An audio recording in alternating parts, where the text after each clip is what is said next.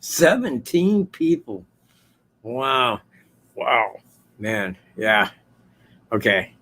Step back a little bit. All right, all 17 people, man, have a seat. Let me tell you something. This is going to be a big show, a very big show. Now, I wanted to start this off because tonight I am going to talk about the timeline of events in Delphi. Now, because I should probably first cover how we know these items, we got this from press conferences. We got this from interviews. We got this from some very important referenceable people within this crime, eyewitnesses, and thus for law enforcement. That's what we're going to really be delving into. Now, this is theoretical because understand I do not know exact times, and neither do they. If they say we arrived there at roughly about this time, well, we use that as the estimate. Now, from the walk, from the main parking area to Monon High Bridge, I used general walk time. Means I got out there and just walked there. Not fast, not slow, just a casual walk, from one place to the next. So I used that as my timeline. Now, some of these people, en route to Monon High Bridge, may have stopped, may have looked at things, may have took pictures. We don't know. Okay. So that right there is where I'd like to begin. But I think that this gives a very good timeline of all events. Now, firstly, I want to cover the lady walking her dogs. And I want to roll this in a video form. So allow me to do that really quickly.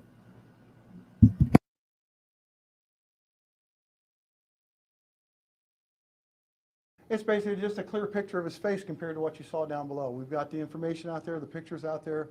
Now we got this composite that we feel that is the same. We feel it is the same person, and we just want to make sure that people realize that that picture is this person. We're hoping, and that they can get that picture and take that picture and get us some information on a possible suspect. How confident are you that is accurate? We're pretty confident. The information was received. With that information, we've been able to put that together.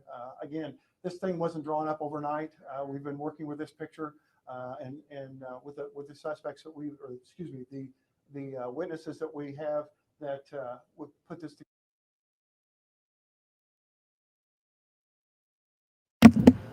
Witnesses. I want to point that out firstly. Witnesses. Now we know that there's two. I've stated who they are, the lady walking her dogs and flannel shirt guy. Anybody other than that, I am unaware of, and I'm not saying that they don't exist, but I'm pretty sure that the witnesses are at least those two people because we have spoke to one of them, well, both of them, but we didn't speak to the other about what they saw. So allow me to continue on here. Together, so it's not something that we did overnight. This has taken a while to put together. Those witnesses, did they see them in the area, or do they call the tip line with that information? I really can't go into that because we don't want to compromise the case itself. But when you say witnesses, so multiple people were able to help you out with this? There was people that were able to help us out with this, yes. A lot of people will say you guys are releasing this now because you've run out of leads. That's not true in this case, right? No, we're still getting anywhere from 5 to 10 tips a day. We're still getting emails, so it's not something that is just, this case is not dried up. It's not a cold case. This case is still very active. If you didn't have those tips, we may never have seen this picture in the first place, right? The possibility, yes. Felt like we were going to solve this case. Who made the sketch? ISP? Did you guys bring somebody specific in here to talk to those witnesses to come up with the exact look of this person? It's basically just been a combination of all the departments have come together and we put this composite together. In the release, you talk about not to focus on the hat. It might not be accurate. Can you talk a little bit about that so people at home know why? Well, if you see the original picture down below, it appears that he's got a hat on that's got the flaps down over the kind of down over the face. We want to make sure that you focus on the picture. We want to make sure the face is what you're looking at and not to worry about the hat. Even though that hat is not quite the same as the one in the picture, we want the facial features is what we want you to look at. If someone did recognize this person, what should they do? They can call they can call the tip line or they can email us. In the release, you mentioned some of exactly like his hair color and things like that. Can you talk about that information you put in the release right now? Basically, the hair color is a reddish brown. She was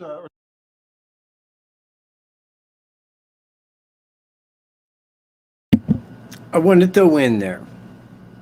Look at his face. And say he had a hat on that was covering his head here. And you're looking at these eyebrows and these eyes. What color hair would you think that he has? I'm going to say reddish brown, because he did have reddish brown hair. And I think that the eyebrows and the eyes kind of give that away. Now, I can go to later pictures of TJB when he's in court, and you can still see that the sides of his hair are dark, which would be significant of at least having a little bit of reddish brown hair possibly showing. So I wanted to throw that out there. And the fact that he said she. Now, she is the lady that was walking her dogs, that lives on the south side of the bridge. She's seen him on the south side at 12:30 p.m. Let's get back to the video. the person was not clear on the color of the eyes, but the person said it was definitely not blue. She was the person was very obvious that it was not blue eyes, but they did mention that they were not clear on which color it was. So there are people out there who are sure that they saw this guy walking around that day and they helped you out. Is that fair to say? Okay. Yeah, pretty much that's what it is, yes. Those people come forward right away, or did it take a little bit of time for those people to come forward? It's been a while. It took a little bit. People are scared or afraid to be recognized by the subject. So it just takes a while for these things to happen. Like I said, the picture didn't come overnight. We've been working on this for a while. Do you think this guy is still around the Delphi area? Do you think he's in a different state? That's what I hope this is all about.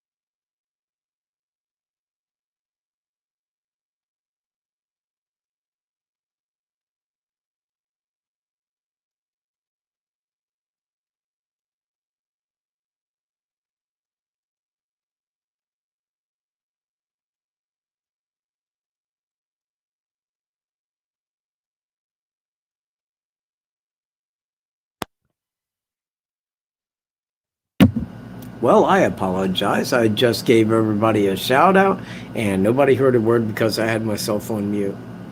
I'm sorry. Call that on me. But if you were here, you got a shout out. Okay, now allow me to get back to, well, you can hear me now. Can you hear me now? You should be able to hear me now. Okay, outstanding. So let me get back to the timestamp. Now, at approximately 12 p.m. on February 13, 2017, the suspect arrived at the abandoned CPS building. Now, this was stated by Doug Carter at the Delphi briefing. That was, I believe, April 20-something, 2019. Now, he parked there and he said from approximately 12 up to possibly 5 that day. Now, I believe that he parked at the abandoned CPS building because he didn't want to park at the main parking area. Because if he parked at the main parking area, any other hikers that had parked there would have seen his license plate. That's why I think that he parked at the abandoned CPS building right there on County Road 300. Now, from where the suspect parked, general walk time to Monon High Bridge is exactly 15 minutes. To the money, exactly 15 minutes. So he would have got there at approximately 12:15 at the bridge and then crossed the bridge. Give that, and I don't know how many times he had crossed it, but we could give that 6 minutes, maybe first time. Well, probably not the first time he had ever crossed it, but we'll say 6 minutes, making it at about 12:21 when he got to the south side of the bridge, approximately. Now, approximately at 12:30, 9 minutes later, and again, this is an approximate, the lady that was walking her dogs that lived on the south side of the bridge, the dogs came across the man. You know, they was walking the trail back toward the bridge. He was standing there. The lady was right behind the dogs, and they came into contact. She talked to him for a couple of minutes. She's the only person, to my knowledge, that spoke to him at the trails that day. I don't think anybody else spoke with him. Now, at 12:38, the girls are dropped off at the secondary entrance. From 1:38 to 2:05, the girls hiked the north side of the trail, likely the 505, and arrived at the north side of Monon High Bridge 12 at 2:05 p.m. That point where the bridge begins and ends Monon High Bridge Trail, as CSX Railroad owned the bridge on the day of the crime. Now, at 2:03 and 30 seconds, the suspect spots the two girls walking toward the bridge from the bushes on the south side of the bridge, likely with field glasses, which I believe that he had with him. At 2:05, the girls have arrived at Monon High Bridge and have begun crossing the bridge toward the bridge's south side. At this time, having saw the two girls, the suspect starts walking toward the girls on Monon High Bridge. At 2:07, Libby takes Abby's picture crossing the bridge at the second platform on the right-hand side of the bridge facing southward, if you're facing southward. Now, she was facing to the north-northwest when she got Abby's picture. In the background of that picture, you can see no suspect, either back behind them on the trail or back on the hillside to the right, or to Abby's right, on Mears property. Now, at 2:08 and 39 seconds, the suspects abduct the girls on Monon High Bridge's south side and corrals them to the hill on the eastern side of Monon High Bridge Trail's south side. Approximately at 2:10, Libby captures suspect of the video record from her cell phone. At 2:14, the suspect has now led the girls to the shores of Deer Creek and has asked them to cross to its northern side. At 2:16, they arrive on the northern side and the crime begins. Now at 2:16:30, suspect and the girls arrive at the crime scene. They arrive on the northern shore, but then they got to walk in 50 feet. Understand, that's 30 seconds out. So at 2:16 and 30 seconds, that's when the crime begins. At 2:25 is when Cheyenne and her friend arrive at Monon High Bridge Trail and park in the main parking area on the west side of Highway 25 across Freedom Bridge. And they begin walking to Monon High Bridge. I add 4 minutes to this for any activities that they may have done. I don't think that they got out of their car and walked directly to Monon High Bridge. They may have. I don't know that. But if I'm with a friend, we're probably going to stop, look around, take pictures, discuss things. It's probably just not a straight shot to the bridge. So I actually add 4 minutes on there to give or take. You know, it could be add 2 minutes, deduct 2 minutes. Now, from where they parked at the main parking area to Monon High Bridge is an exactly 16-minute walk. It's 1 minute further a walk time than it is from the abandoned CPS building. Now, at 2:35, flannel shirt guy arrives at the trail. He too parks at the main parking area and begins to walk to Monon High Bridge. At 2:39, suspect leaves the crime scene area, walking back to the 501 trail on Deer Creek's northern side. At 2:43, Cheyenne and her friend arrive at Monon High Bridge.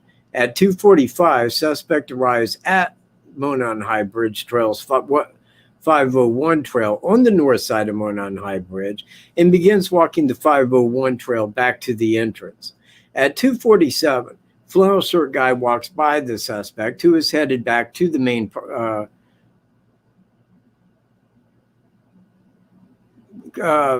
walks by the suspect, who is headed back to where he parked his car at the abandoned CPS building.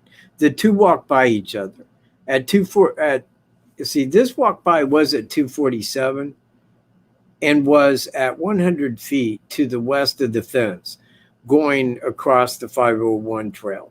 Now, I say that because the suspect, hold on, because the suspect had to have made it out and already rounded that bend. Because otherwise, when flannel shirt guy saw him, he would have saw him coming out of the woods if flannel shirt guy had already rounded the bend. You see, but flannel shirt guy didn't see him coming out of the woods. This is how I know that he came out of the woods before flannel shirt guy got to the bend. Now, they cross each other approximately where that fence is. Maybe just back to the west a little bit, but right in that area at 247.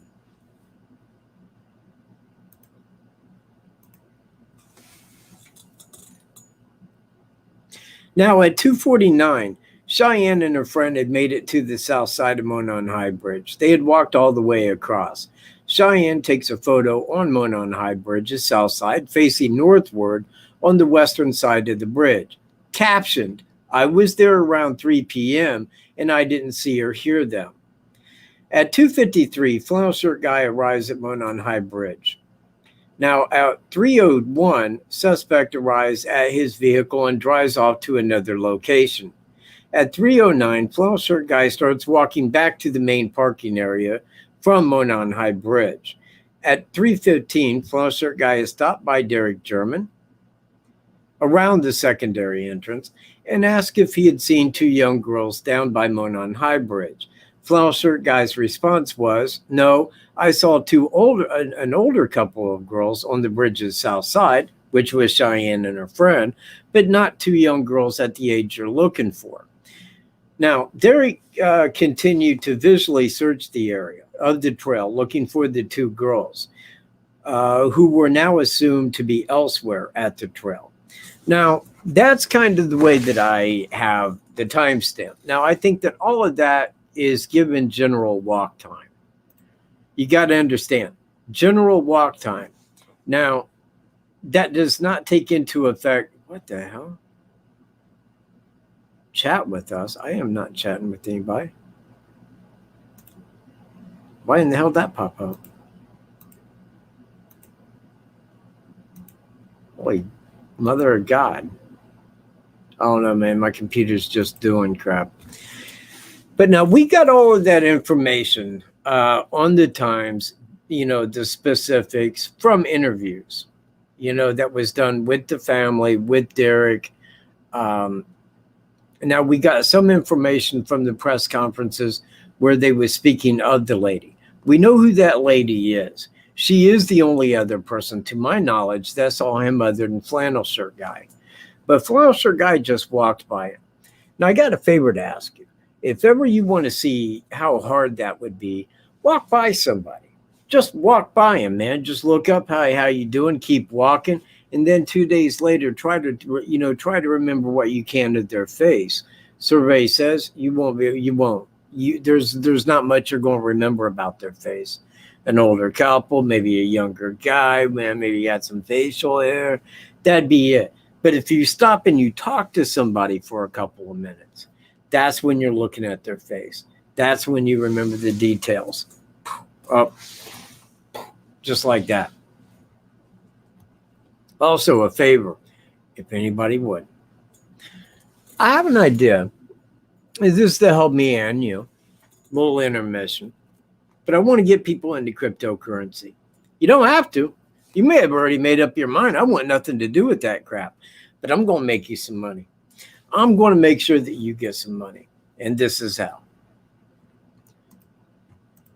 What I'm going to do is I'm going to say do this right here. And go right here.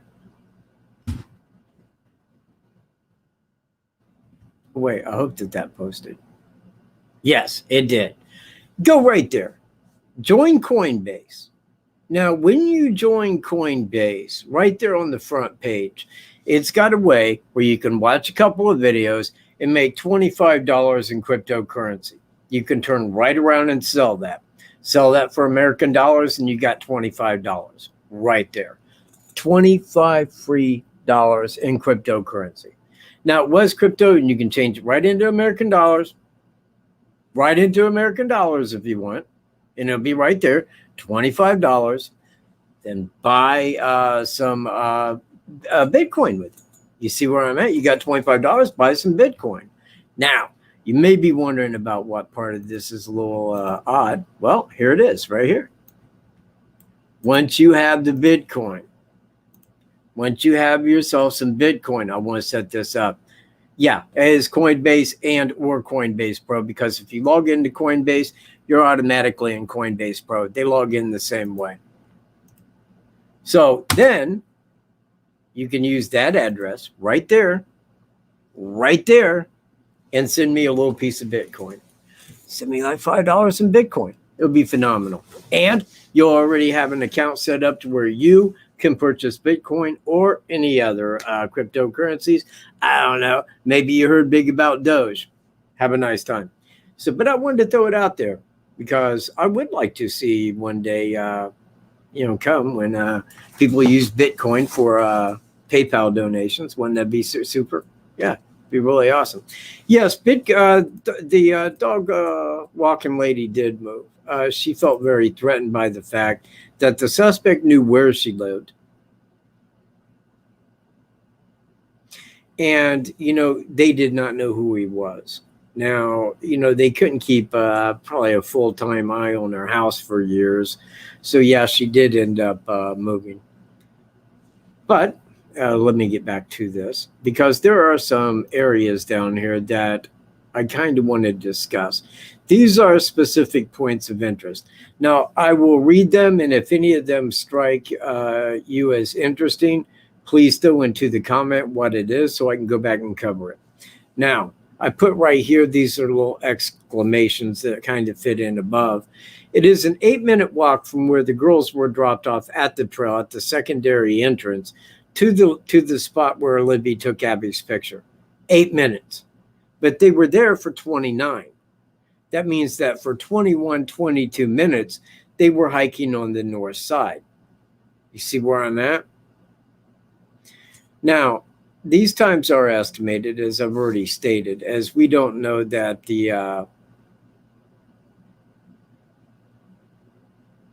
we don't know the walking speed of Cheyenne and her friend or Flannel Shirt Guy. I know that Flannel Shirt Guy likes to stop and linger around. He's a malingerer, So those times are estimated.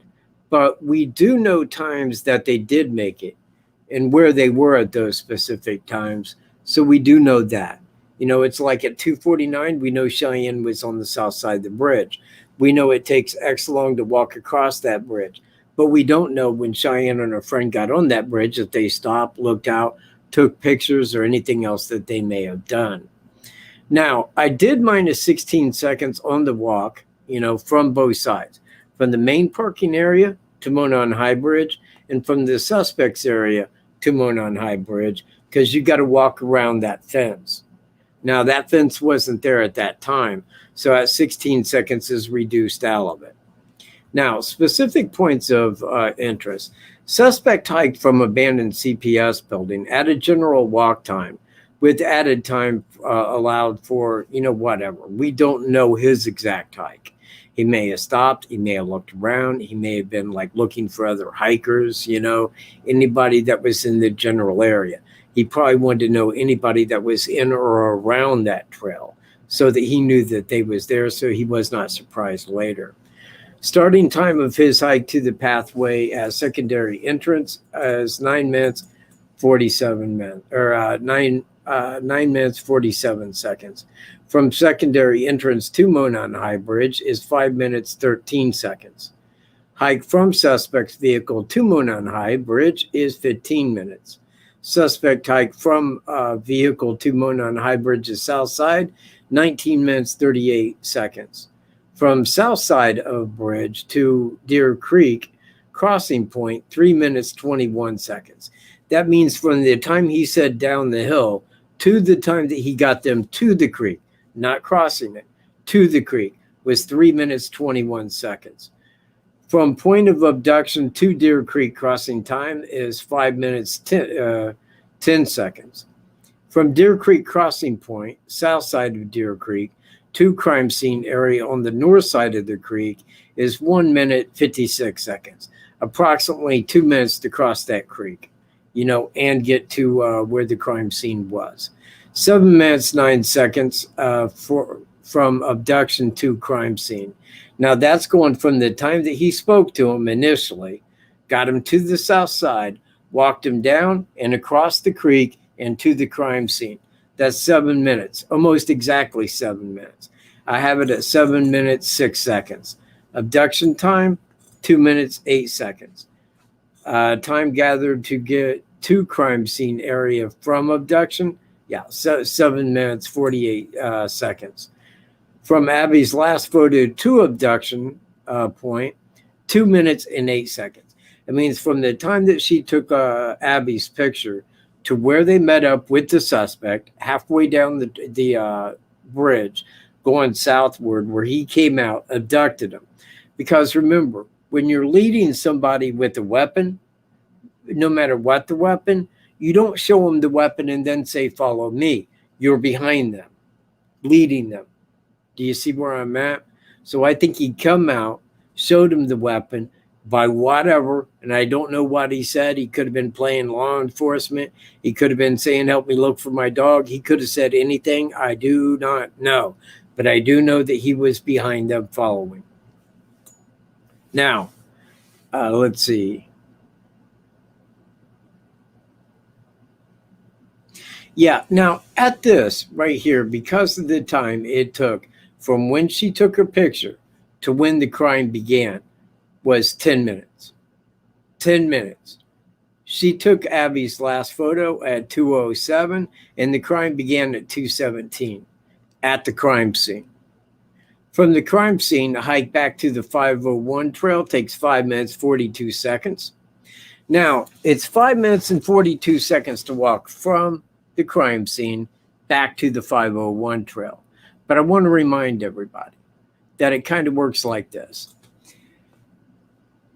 If you're walking back to the 501 trail and you're hiking and you had just did something that evil, something that monstrous, something that horrific and demonic, you're going to be watching. You're going to be watching ahead at the 501 trail because you do not want to step out on the 501 trail when somebody's coming toward you, where they seen you walk out of the woods.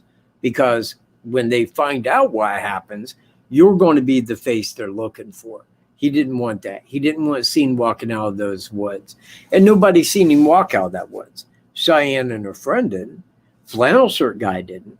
Nobody did. The only reason that we know he was back in the woods is because that's where the crime scene area was.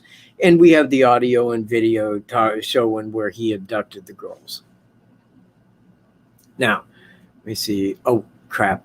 See, I got to forget to do, I did that the last time. I had comments up on the board and I'm showing stuff on the, map and everything. Got to remember to take them down ahead of time. Let me get back to points of interest. Now, let's see. From the crime scene to time of 2:47 located here is 11 minutes. That means that the suspect crossed flannel shirt guy's path and they walked by each other 11 minutes, exactly 11 minutes after he had left the crime scene. He got out after Cheyenne had hit the bridge and before a flannel shirt guy had reached the bend. That's the little area right there. He made it back out on the trail and began walking back to his car.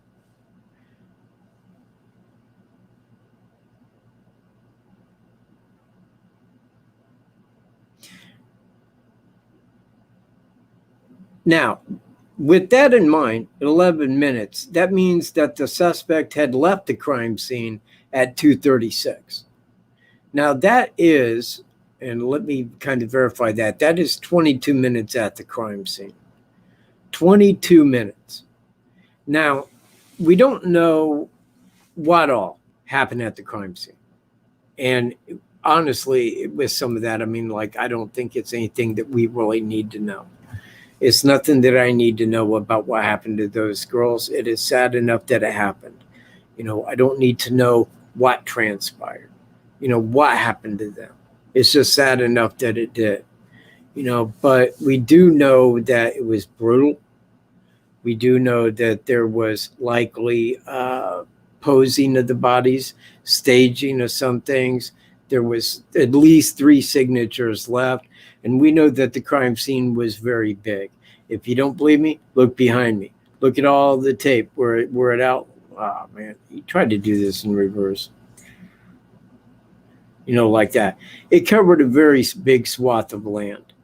You know, and I don't think, and this is me, and again, this is theory, because I don't know. But if he had came from the north side, he would have had to start from at least right at the bend. Right at the bend, okay? Because that is the closest area he could have been without being seen by the cell phone camera. Now, if he started at the bend, walking toward the south side of the bridge, and they had already made it to the end of the bridge, understand, because this is my dilemma. They already put it on video record where it's hearing everything that they're saying. Now, they're at the end of the bridge. One girl says to the other, I heard, is that creepy guy still following us? Yes, he is, and he just got on the bridge. Well, where do we go? Well, we can't because the trail ends here. Well, the trail don't end there. The trail ends where the bridge began because the bridge is in no part of the trail. Now, one of the girls, and I'm not saying which one, but one of them had lived on the south side of the bridge right there and probably knew everybody within that southern side, at least by face. They knew who they were. Now, they could have ran. They could have called law enforcement. They could have called family. They could have did anything. But I'm going to ask, why did they have the phone on record? They wasn't video recording anything, to my knowledge, at that time. I'm not saying it's inconceivable or impossible, but it don't sound right to me. Now, plus that, now you've got to take the suspect's walk from the bend all the way to the south side of the bridge. Okay? That's quite a long walk. And all of that time is taken out of the crime time because we know when he was seen leaving. Now, from 22 minutes, you could take that right down to 10 to 12 minutes. If he saw Cheyenne, less than that. And I'm going to say that this crime was not rushed. I don't think it was rushed. I don't think somebody just got over there and did this and wham, tried to leave real quick. I don't think it was for that. I think that there was a motive. And I think that enough was done that it kind of tells me he probably wasn't on the north side. Now, in the video of the suspect, we see him walking from the north side. I'll give you that. But he's following the girls at that time. He is following them. He has already came out, made himself known. Now, he's not right behind the girls. And this may say that he used something other than, look, I got to go and do what I say. Now, that would have came in a little bit.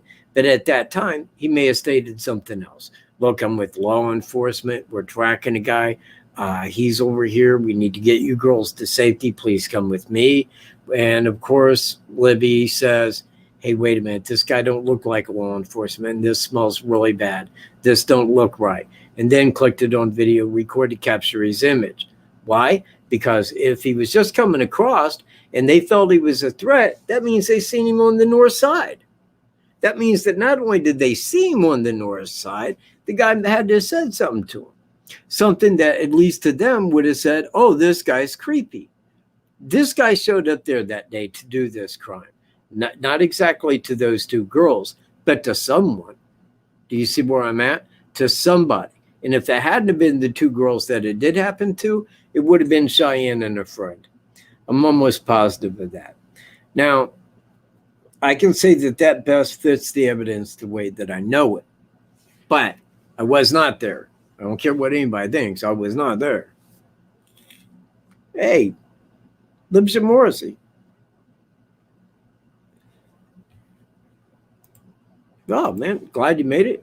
Only 5 trolls. Only 5 trolls. Man, I thought they got rid of the main.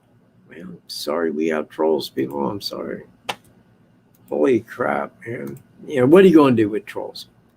So, hang on. Bam. I know you guys can't like copy that. I know you can't do that like that. But, you know, if you want to send a donation and you can send that in Bitcoin, hell, hold on, because I got a way. I do, man. I have a way. I think you're going to like this.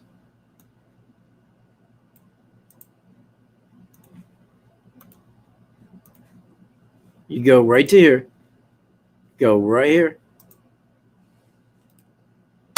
If you don't want to join Coinbase, go to PayPal. Now, when you go to PayPal, you can take that money, buy the Bitcoin to send it to this address. And again, this is a way to send Bitcoin. You know what? If I could, I'd be paid in Bitcoin. I would. I'd tell people. Say, I only get paid in Bitcoin. Thank you. The true king of Uganda. I don't mess around with American dollars. Thank you. Oh, man. If it don't get 100 likes. If it does not get 100 likes, you know what? Normally speaking, I get about 100 likes. Usually right in that area. And let's just say you're one of those people, because there are a lot of those people. You can just go right there and send a donation. That goes right to my PayPal account. Send it in American dollars, then it goes to Upgrade. There will be no like investment for me, but you can send it right there at that PayPal donation link. Now, Mr. Green, Michael, he's into crypto. Maybe a little bit. He was talking earlier about, was that Litecoin, Polkadot? You know, very, very good, man. Same thing with like Cardano's, Ethereum. Bitcoin's the big one. Love it. I love Bitcoin. That's where I'm putting my money. Ladies and gentlemen, I'm banking on Bitcoin. Now, let's get back to the timeline. Is there anything that people want to know about this? Because now what I'm going to do is I'm going to structure this into a video over the next week. And I'm going to make that video because this is going into the series that me and Greeno, I think we're doing. I don't know. He's got his head up his ass and can't do a fucking thing. You know, so, but anyway, we were doing that. What happened in the meantime? I don't know. But I am making that video because I do want it out there and I don't want other people thieving my material. Did a lot of walk to get that general walk time. I put a lot into this timeline, and I can give a pretty much a roundabout of about where everybody was throughout every time of this crime. Hey, Donnie.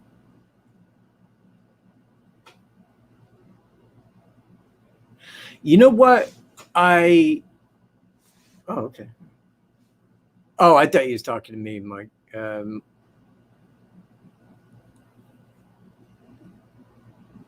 I asked Sheriff Lesenby about that, and that's going back a couple of years ago. I said, what is the time stamp on him walking? You know, that would be good to know, because if he came from the north, it would show how long it took him to cross the bridge. Now, if it was less than the time to cross the bridge, it would have told me he came from the south side.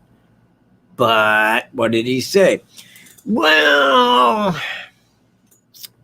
I'm going to have to ask the investigators and see if that's something that we can release or not. Okay? Going to have to wait.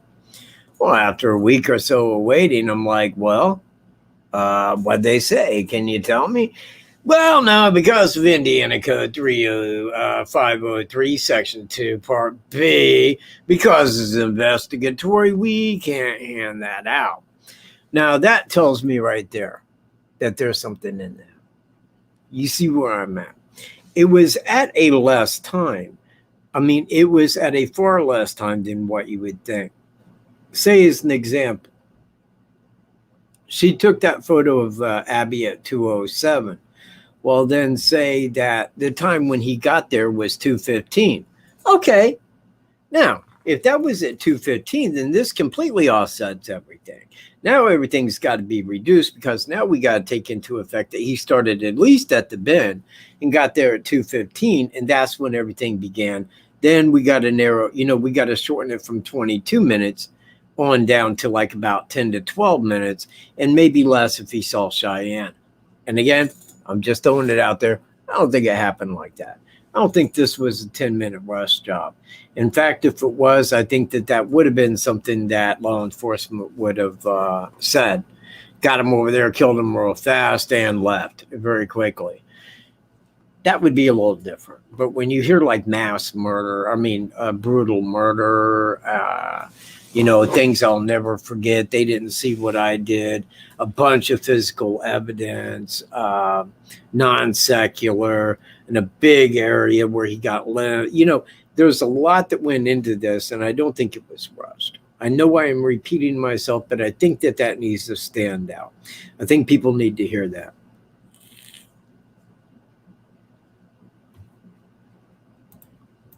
No, I did not. I did not personally do that. Greeno was at the Carrie Timmons, I guess it was a speaking engagement. She was at the courthouse. It was like right after the first year press conference, like I think that night. So he is the one that went over and spoke with her. So I do know that it is referenceable and that it was her, and that is what she said.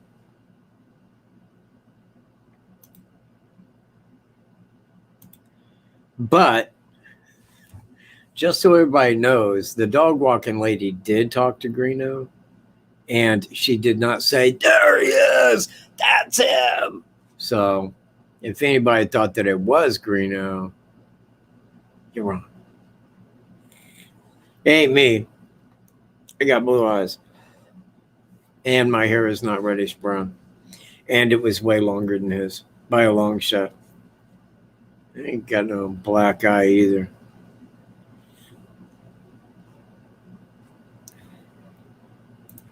Well, and again, Christy, this depends on what you're looking at.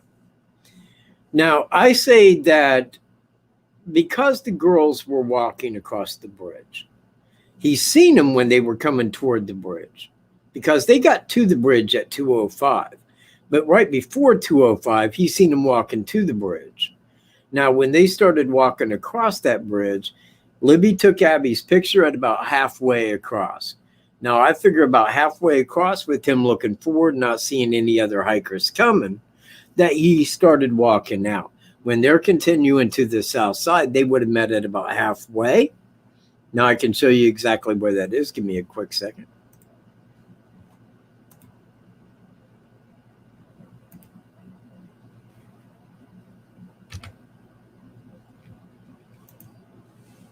Ah, jeez, man.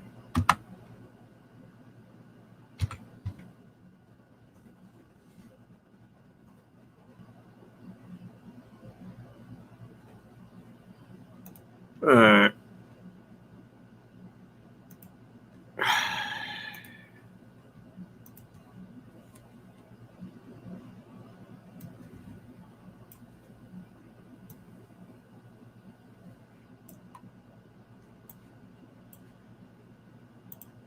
All right. Yeah, let me take this down here real quick. And this here too. But if you want, man, there is the way to send me Bitcoin. All right. So let me pull this here up. Now, this is Anderson's right here, Anderson's Grain. This is where a suspect parked, walked in, walked down. This is secondary entrance where the girls were dropped off. You follow this path right on down. Now, hang on, let me go back to...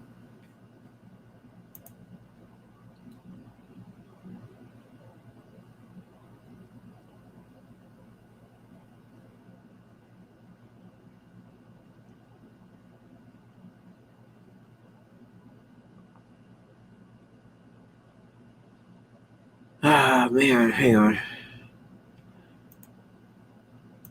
Yes. Okay. So when the girls walk out on the bridge, and they would have got here, right here, on the north side at 2:05. Now, I want you to understand that there were no leaves on the trees at that time. Okay? There were none. Now, this is the first platform on the left-hand side, and this here is the second one.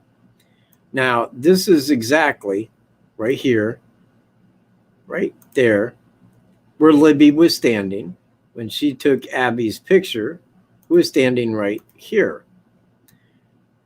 I can go pull that picture up here real quick. Give me a second.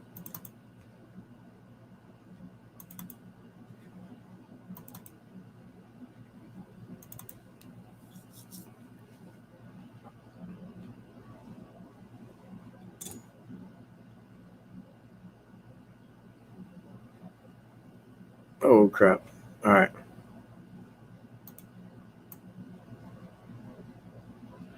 Now, you can see straight back there.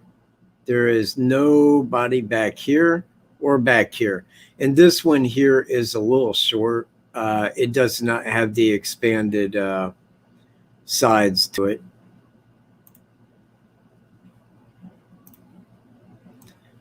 But right here is where they were. Now, to me, he was back here. Now, like right here. Now, he's seen him crossing, and they got to here. So he's walking out as they're walking back this way and would have met approximately here. Now, they were about right here, and he was here when she took the when she got the video of it right there. Walked him down here, they crossed down to here, over to here, to the crime scene here. Now, that's the way that I look at it, because that fits 22 minutes at the crime scene, exactly 22 minutes. But you see this trail right here. See how it goes in and bends? Like you can't see past, like from here looking back, you can't see this part of the trail. Now, if the suspect was right there, right here, right there, when that photo was taken of Abby from here, then you would have to reduce the walk time from here down and all the way to the south side of the bridge. But not only that, the girls would have had to walk back, because apparently one of them had said, well, the trail ends here when it really ends back here.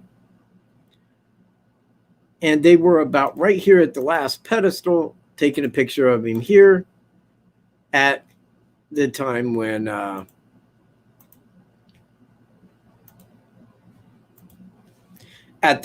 they got the video of him. So again, it takes about 10 minutes off of that, and maybe a little bit more. So, you know, it depends on which side you want to look at. Either side could be correct. I think that one is definitely rushed in a big way. I don't think that anything could have really been carried out at the crime scene, like motive-wise. It would have just been, okay, I'm killing you, I'm leaving this, and I'm leaving really quick. I don't know that it happened like that, because every other crime that I can show that this man has committed all involved longer, but not a long time. Understand, there are people out there that would like to kidnap and keep a person held captive in their basement so that they can continually torture them over months. This guy isn't like that. This guy's very quick about it, but not rushed. You know, if you look at any crime that he committed, it was done over a little bit of time. It wasn't something he just said, ha, I'm killing somebody, and there it is. No, there was the other areas of his motivation. I'll put it to you like that. And I think that that is one reason why I don't think it was a 10 to 12 minute job. I think that even 22 minutes is cutting it a little short for him.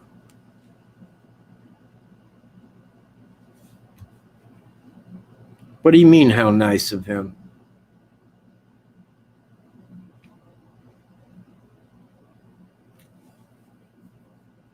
76 likes with 108 people here. Oh, freaking hell. Why? 100 likes, man. I mean, look, I got time, man. Just hit the thumbs up. You'd be doing me a big favor, man. You'd be helping me and Puppy out. I'll tell Puppy, man, and he'll send his love.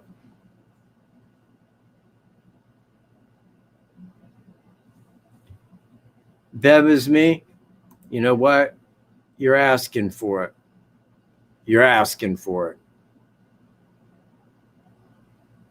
No, screw it. You're out here. I just don't like that shit. Piss off.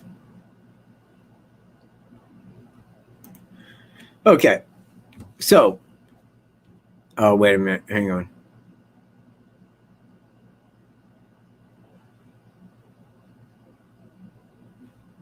Man, you know what? I had the same vice, man. The same exact vice. The same exact, man. You know what? While this shit's dipping, guess who's buying? It'd be this cat right here. Because when it goes back up, money in the bank. And believe me, okay, when I get my super yacht, we're all going on a cruise, man. We'll go around the world twice on me. All of you, man. That's like 100 people, man. I can afford it. Got Bitcoin, man. And so can you. Oh, and if you want to know how to get Bitcoin, go to COINBASE in the description below. Go there, make an account, and then just like right there on the first page, go down, watch little videos, make $25 in cryptocurrency. You can go right to your portfolio, sell it into US funds, and take that money and buy Bitcoin or Dogecoin if you like. I don't care. But if you would buy some Bitcoin and send me a couple dollars, you know, it's $25 free. $25 free on me, Michael J. Cat.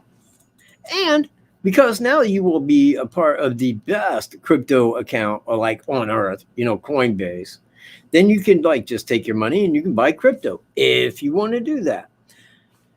I think that there will come a day of regret if you don't. I do. And that is the way I look at it. I'm doing everything I physically can to get the fuck out of the dollar because it's going to die. Hey, man, I don't know who just sent me 5, but, oh, maybe I should look at new comments. Ah, it was MK.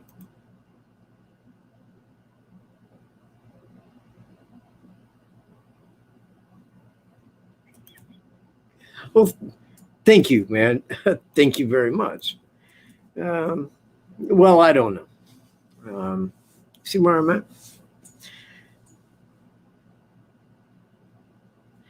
If you get it, yeah, you know what? I agree. If you get in right now and start buying crypto, this is the way it works. I don't want to sidestep on what I am talking about. Usually people use altcoins like Dogecoin, Ethereum, Cardano's, Litecoin, Polkadot. They pick these because they'll shoot up in value. Say you got $1,000 in Cardano and it doubles in price. Now you got 2,000. You cash out, you take that 2,000 and you put it into Bitcoin.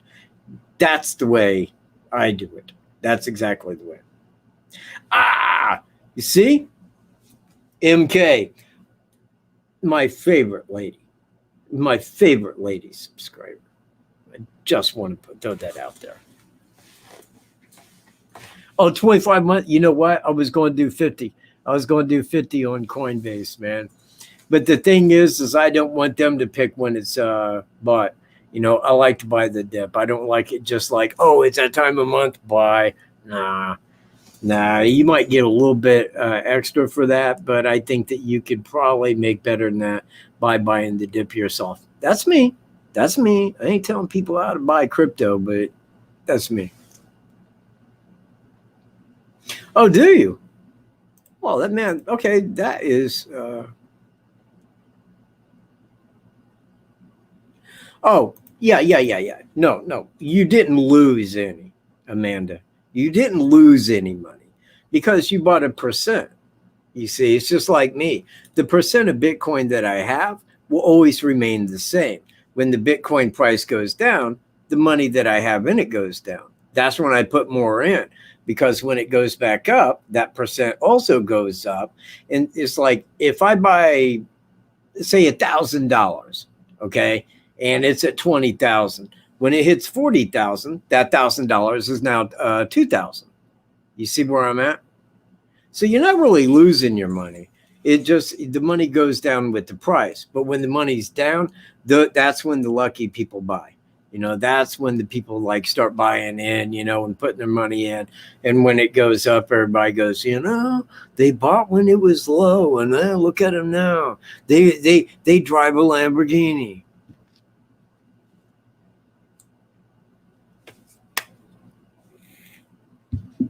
Oh yeah, it is. It is a bit down right now. And I like it to be down. I'd like it to go down a whole lot more. I'd like to see all the money I have on it right there go down to virtually crap so I can buy more at, you know, at a lower price. That's what it's about, because it will go up. And I'll look you right in the eye and I'll say in 1 year's time, it'll probably be 100,000. In 10 years' time, it'll be over $1 million for a Bitcoin. It is the new currency. It is the new gold. It is the new way that people will pay for things. Banks are buying in, countries are buying in, industries are buying in, everybody's buying in. There's only 21 million, and at least 3 million of those are gone, probably more. So it's a good time to buy. Anyway, enough on Bitcoin. Let's get back to the timestamp. Does anybody have any questions on the timestamp?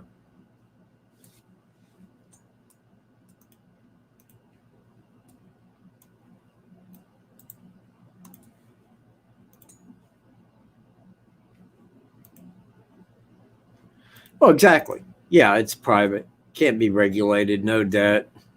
It's perfect. It's freedom. And they know that. They know that. I foresee a day when Bitcoin will be the world reserve currency. Probably. Well, I'm with you except for one thing, gold seizure. Silver, I stack silver. But gold, I stay away from it. Because you know what? I look back over the last 10 years, and literally over the last 10 years, gold and silver has went up. How much? None.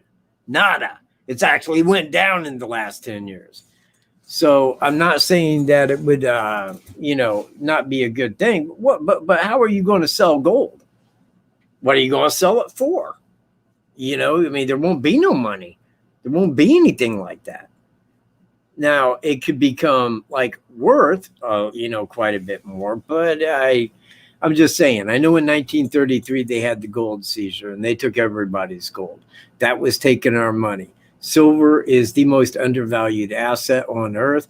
The greatest asset ever in human history is Bitcoin. Bam. Now you know.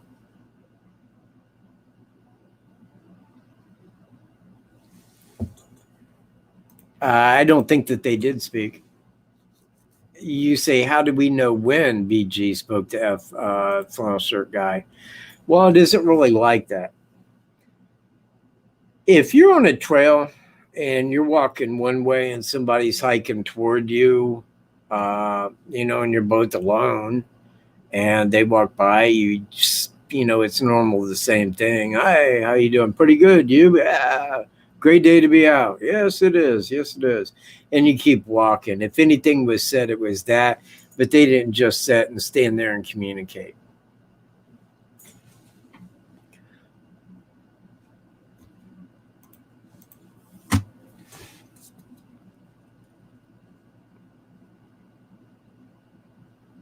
No, it wasn't his first murder. In fact, I would give it as minimally his fourth, or maybe way higher than that murder overall.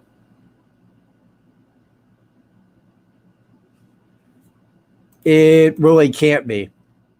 It really can't be. And in fact, corporations and countries are buying it now. And they're not going to say, oh, we got to regulate this because, well, how do you regulate it? It's peer-to-peer. I mean, look at it like this. I could send somebody right now in North Korea Bitcoin, and it's immediately exchangeable into their currency, just like mine. They could send me Bitcoin, and I can spend that as Bitcoin that just translates right into mine. There's no foreign exchange of currency. You see where I'm at? It's peer-to-peer and private. Now, people put a lot of things in there like, well, they'll regulate it. They'll tax it. Well, they can't because they don't know who in the hell's doing it. That's the point. Ivy Rose. There you are, man. Okay, man. Well, I'm going to say it's for this reason. He knows approximately what time he arrived at the general parking area. Let's go back real quick. In fact, let me put this back on where it should be. Hold on a second.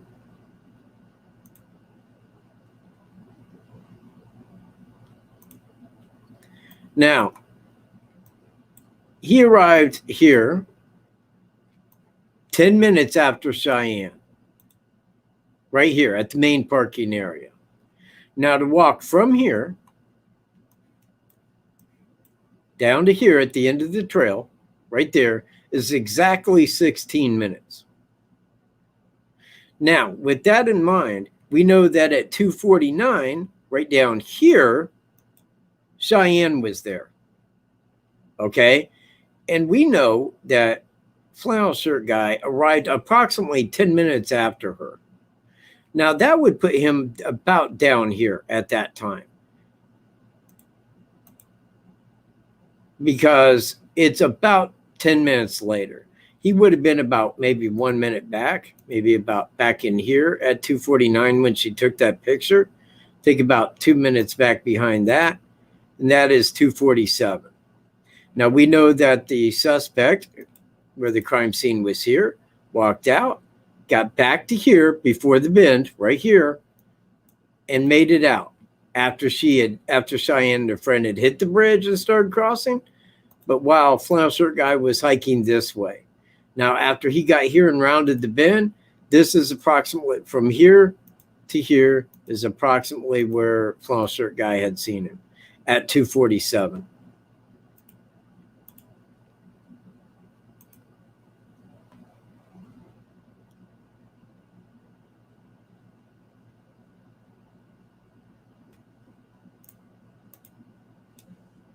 Yeah, that's cool, and that is something that I would really like to do as well.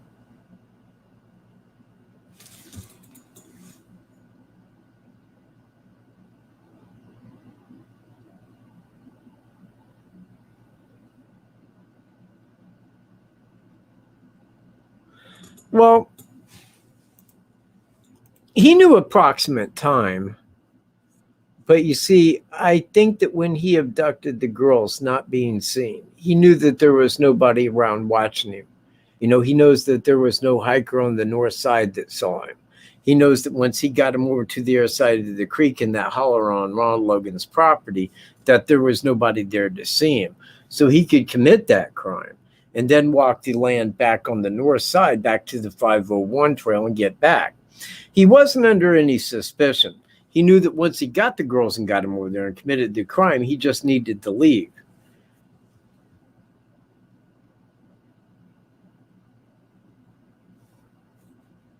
No, I don't even know how you, no, not at all. No, he had already went down and abducted the girls, got them over to the crime scene area and killed them and walked back to the 501 trail. By the time Cheyenne and her friend got to the bridge, but before a flannel shirt guy had got around the bend. That's the best that I can do, but it was after the time that the girls were dead, not before. I don't even know how you could have got that out there, DJ So Cool. You know, I don't know how you took it like that.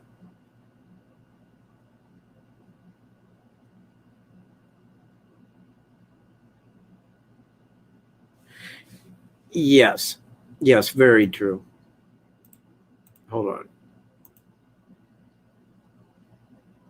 Okay.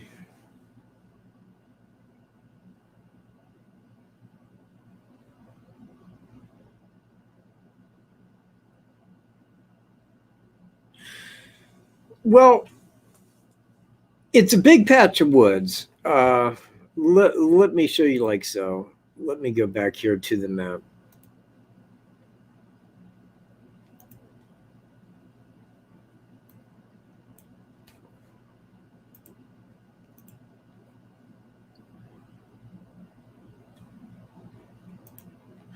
Okay.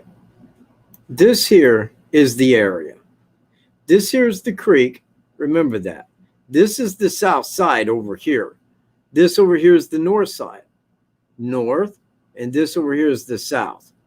Now, everything, they were abducted here, taken down, brought down to here, and crossed the creek to the north to the crime scene area.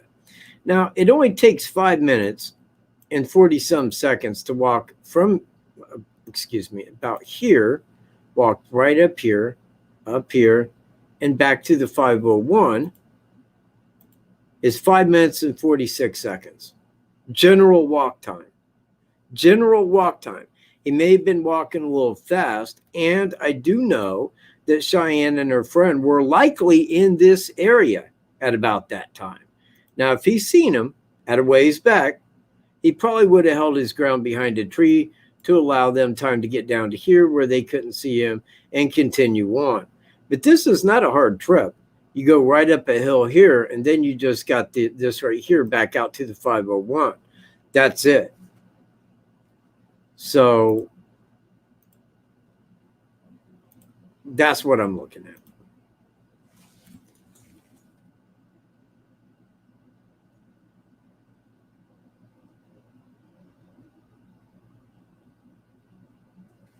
Yeah, possibly.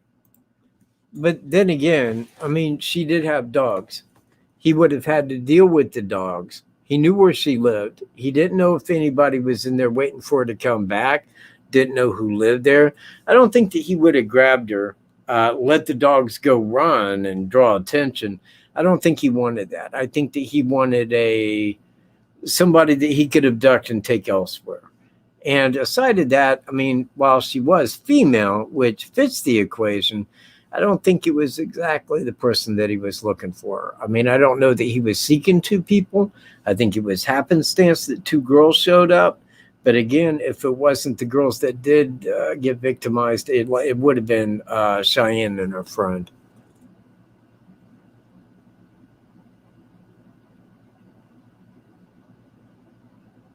Yes, exactly.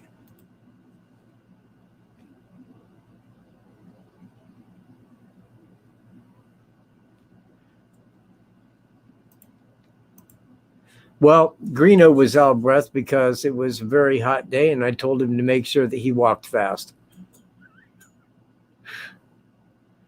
But here it is. I have walked it. And it is a 5 minute and 46-second walk, and I was not out of breath at all.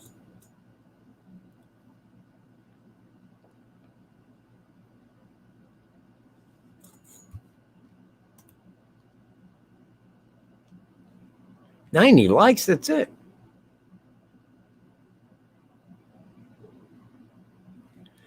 I don't think so. I think that the dogs coming across him, or I mean, I don't think that they went up barking at him like he was somebody suspicious. I think that they was just walking and, oh, hey, there's a guy there, and you go over, and pay attention to the guy. It's how dogs are. But I think that that was the only reason that she came into contact with him, was because she did have the dogs with him. Yeah, exactly. And thank you very much, because you know what, a lot of people say that, like, oh, the guy would have to be super well fit. And I'm like, no, he wasn't. No, there's one hill that you got to go up. And believe me, anyone could do that. No problem at all, Jenny.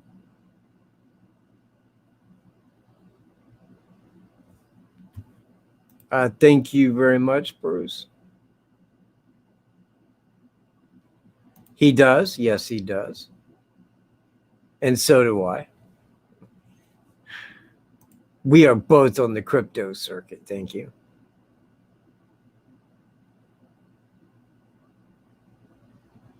What? Oh, hey, man, are we going to play? Are we playing, Bogey? When are we playing, man? Are you on chess.com? Because I am. Yeah. Yeah. That's true. I've never seen where he smoked a cigarette, but I do know that he drank. I don't know how often he drank, but I can say that during every crime he was intoxicated. And I know he was drunk during the traffic pullover. That says to me, because he told the cop that he was at the VFW and I only had a beer. Hey, beer, why aren't you giving this guy a breathalyzer? He's the one that hit me in the ass.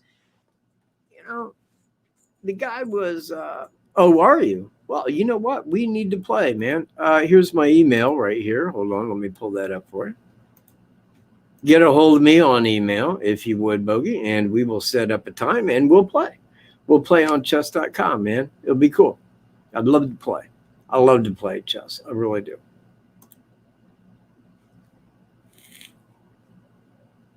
No, he's never been back.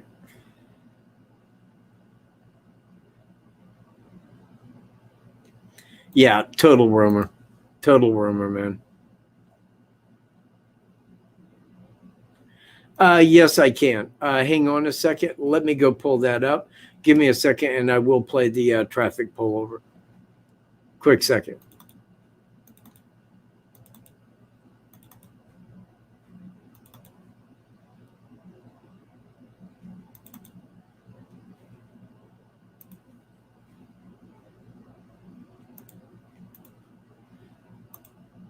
Okay, this is the traffic pullover.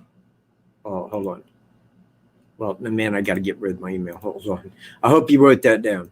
This is the traffic pullover. Now, I want you to listen to his voice and watch the way that he walks. Here it is. Murder suspect Thomas Bruce 1 month before his alleged Catholic supply store rampage. It is exclusive video that Fox Files investigator Chris Hayes obtained after his exclusive interview with the road rage victim. Chris? Mandy, Vic, Tom Bruce is charged with sexual attacks and murder inside a suburban Catholic store November 19th. 1 month earlier, he was captured having an angry interaction with a Missouri State Highway Patrol trooper. Bruce was driving a 2017 Kia. The victim says Bruce pulled in front of him and slammed on his brakes. Missouri State Highway Patrol then captured dash cam footage with the man who would soon become a murder suspect. I am a citizen. You work for me. Okay. All right? Do you understand that? I don't work for you. Or yes, you do. I pay your taxes, and you do not work for me. Step back. Well, then you step back. All right, you're going to stand right there, and I'm going to stand right here. Where do you want to stand? Right here. There.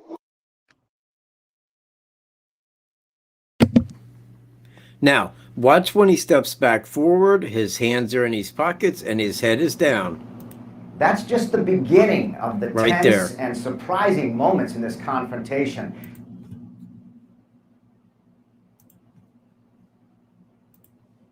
That is the traffic pullover. Now, if anybody kind of heard his voice and kind of recalled Down the Hill, Guys Down the Hill, very good. Same voice, same exact. Been on that for pushing 3 years, man. Hang on, hair is sticking out. You know, I really need to get my side of my hair cut like that a little bit, man. It's getting like really long and unkept looking. Yeah, it is. It is. It really, really is. Because what does he do when he's in a situation with stress, hands in his pockets? It's how he deals with it. It's kind of a mental thing, I do believe, because I wouldn't do that. Stand back over there. Oh, I'm going to put my hands in my pocket. It isn't me. You see where I'm at? But a person that's under a moment of severe stress, like going to commit a double murder to you girls, getting arrested, knowing that if you're arrested, your fingerprints are coming back, you know, and you're hit for all this. It's a question of what he does when he's under a high amount of stress. You're exactly right, Connor. Exactly right.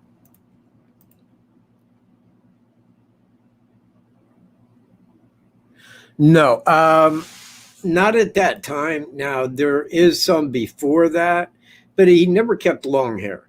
He never had really long hair. Now, he did once he was in jail and they took away, like, you know, haircuts and a razor and all that. That's when his hair grew out.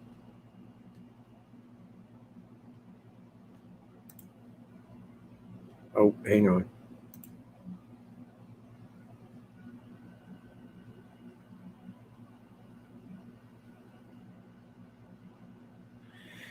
Get a hold of me, man. You got to get a hold of my email, man. We'll hook it up and play, man. We'll hook it up and play. Well, I'll tell you, Cheryl. It's kind of like this. I believe, sincerely believe, that they have known that it was him since, you know what? I mean, if I was going to give a day, man, because he was arrested on the 21st of December, 2018. Now, I know the following day, maybe the 22nd, when they called Carroll County, they said, we arrested a man. He looks like your sketch. Looks like your sketch here. See? Looks exactly like your sketch.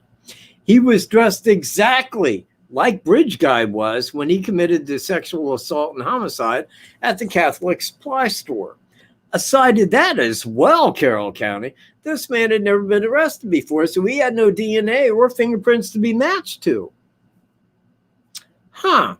Now, I believe that when he was arrested that very first time, his fingerprints came back as the Delphi unknowns. Because now, after the first year press conference, with my deduction upon hearing we can find no traces of him, that they certainly have fingerprints, I believe his fingerprints came back as the Delphi unknowns. That tipped off St. Louis. They looked into the case, called Carroll County, and sent his mugshot so that the two people that did see the suspect that day could compare that with other images of other people to pick out that person. Now, why didn't they say who? Because they can't file charges. They can't go down and talk to him. He's in a different state, on a different crime. First-degree murder that he's got to pay for. That takes justice, same way this case does. Now, they went out to Daniel Nations, talked to him in Colorado on 4 light felonies. What happened? I was talking to Daniel Nations. I said, well, what'd they ask? Nothing. My public defender stopped them at the door without consulting me because I wanted to talk to him and give him my DNA so I could put this behind me. Now, he's down there for first-degree murder. Do you think his public defender is going to let them come down and talk to him about other murders? The answer to that's really simple, and I'll put it to you like this.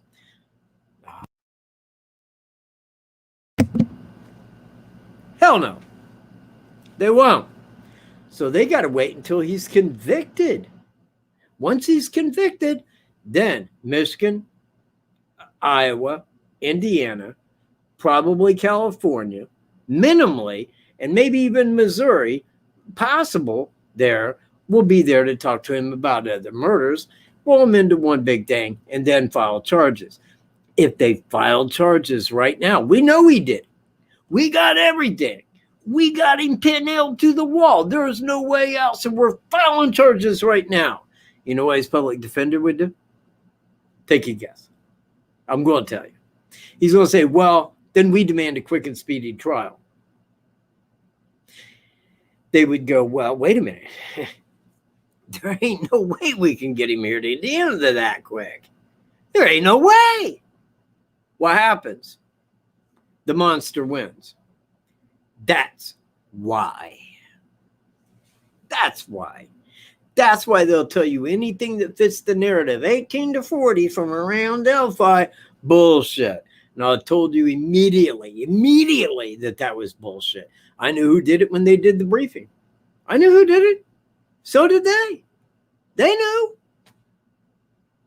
But people don't. They wasn't told because they would be inundated with questions that they could only answer with their investigation.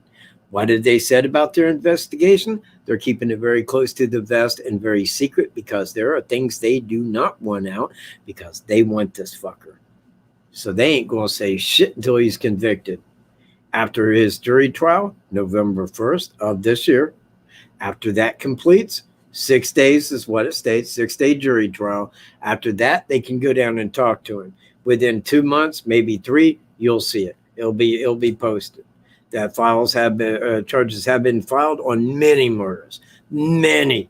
I can name 1, 2, 3, 4, 5, 6, 7, with a possible 8, right off the top of my head. He'll be hit for all of those. That's why.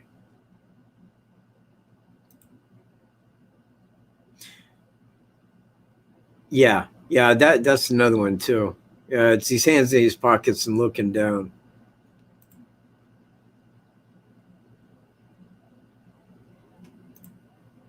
Fair enough. Keep your crypto. No, don't tell people to keep their crypto. I want crypto green. Work with me, man, not against me.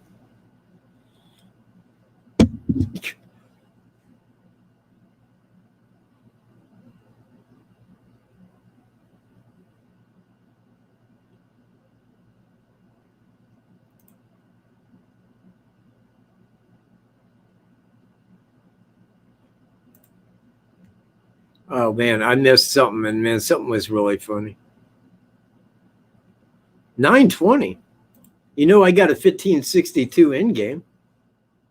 1562, dude. 1562.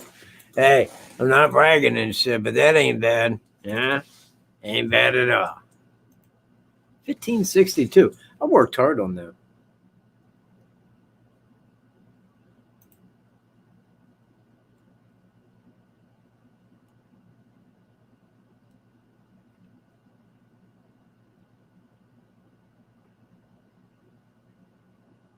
You know what? I really don't know, Sandy. I really don't.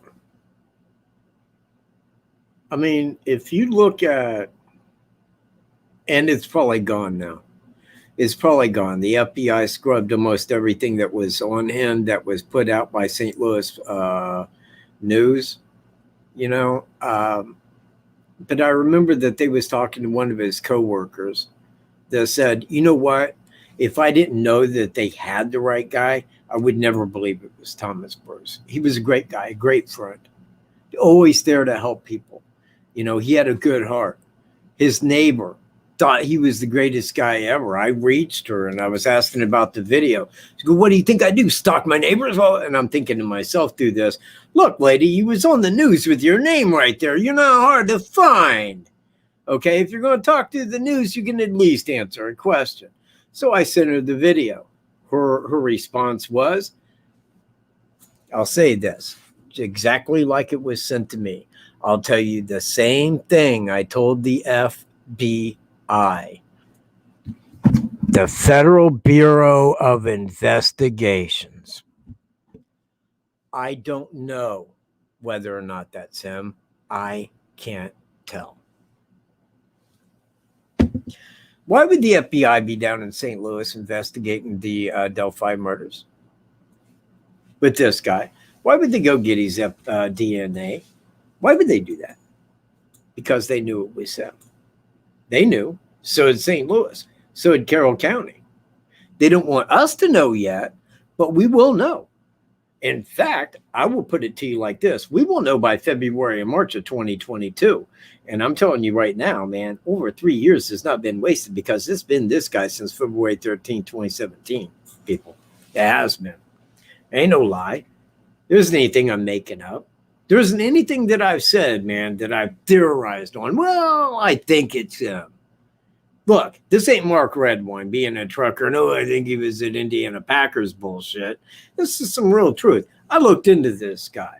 There ain't a damn thing I found that does not match. Not one. Not one single fact.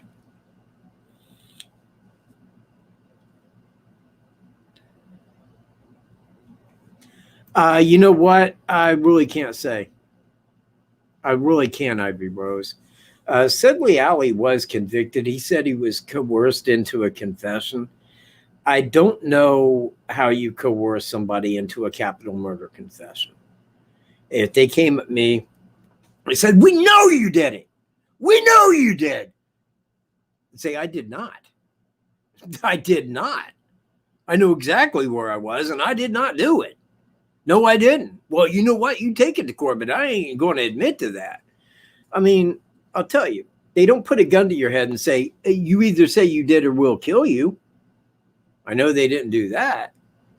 Now, allow me to bring this to your attention real quick. I want you to see the letter to the editor, okay? Let me find it. It should be down here.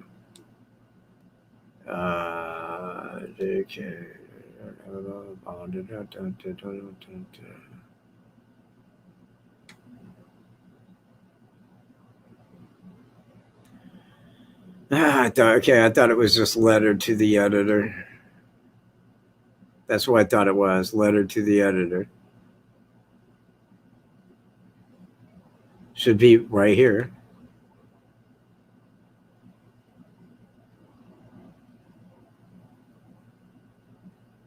Yeah, well, you know what? Apparently, no. So where in the hell is it? Right here's where it should be, people.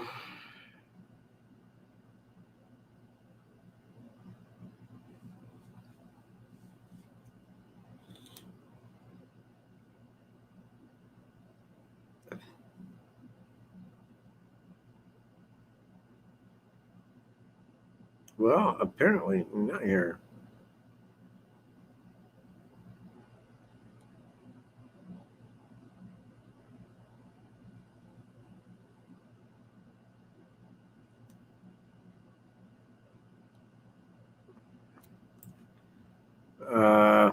Okay, I do not know. I guess I am at a loss there. I'll put it to you like this.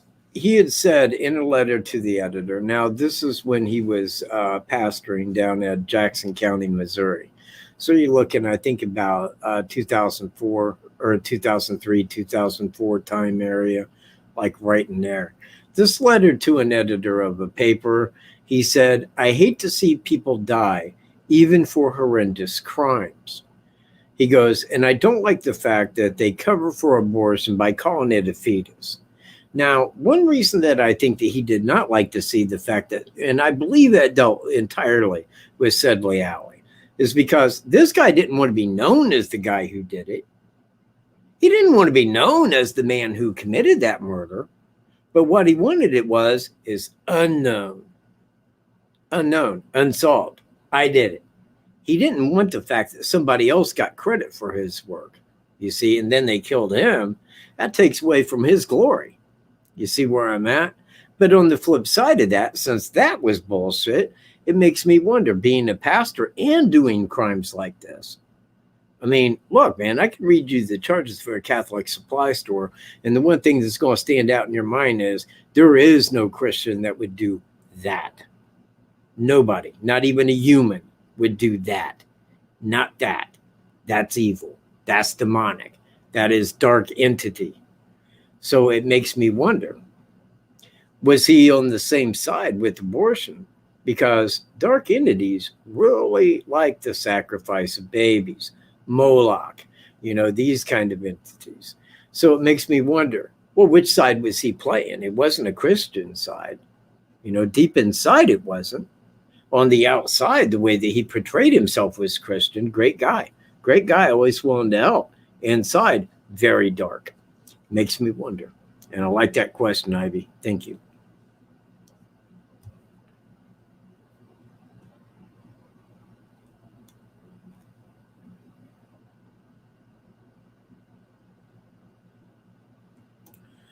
Well, it's been 3 years, Bruce.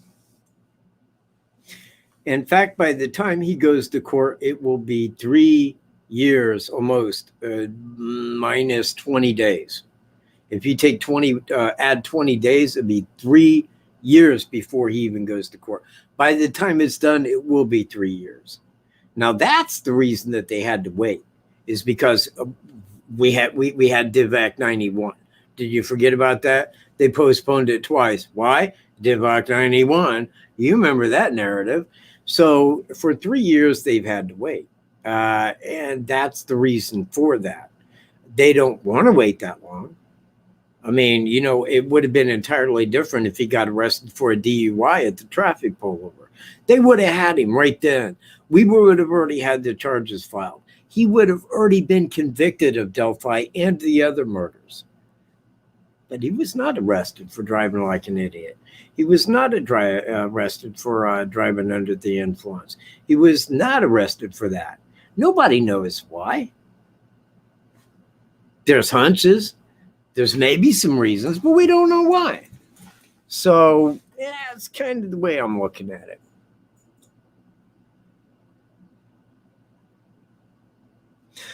That was the murder of Suzanne Collins down in Tennessee. I think it was like Millingham Air Base. I think it was an avionics training base. Now, Barry Scheck, OJ's lawyer, said that Thomas Bruce was at that base at that time. Now, if that is true, and certainly I'm not going to call Barry Scheck a liar, as I'm pretty sure that legally he knows exactly what the hell he's doing. But if he was at that base at that time, this man right here would have been suspect number one. That was brutal. Whoever it was that did that took a limb from a tree, shoved it up her junk so far that it punctured her lungs. Very, very, very brutal. And that is this guy's calling card. Yes, he was a pastor. He most certainly was. He pastored a church down in, it was in Jackson County. It was only for a short time, but yeah. He did.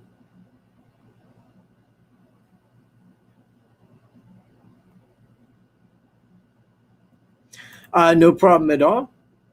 No problem.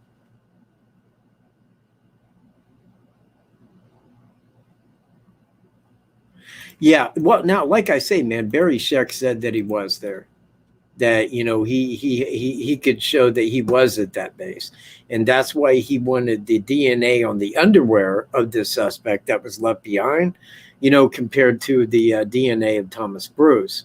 The court said, no, we ain't doing that. Well, they can't. They already executed a guy, and that case is closed. You see where I'm at? And I called that. I said, yeah, there ain't no way they're going to do that. And if they was shown wrong, they would owe that family so much money, hundreds of millions of dollars. And they're not going to do that. No, I didn't. And you know what? Really going back, if I could go back and redo my life, I would have stayed in as an MP. You know, I would have. I think that I would have been a sniper and probably worked with dogs. I could have been a sniper, like easy been a sniper. I was the only man in my company that qualified expert with the M16 on both days of qualification. I had the full expert badge, full ladder. And, of course, my love of dogs. You know, it's me, man. Dogs and rifles. Fuck yeah. That's me, man.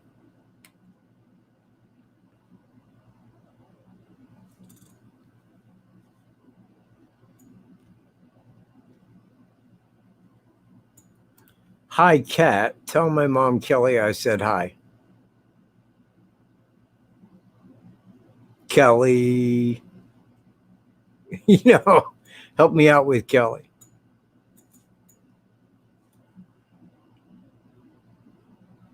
You know, I never read that. I mean, I never got to that, but I have heard it, and I don't know whether that's true or not.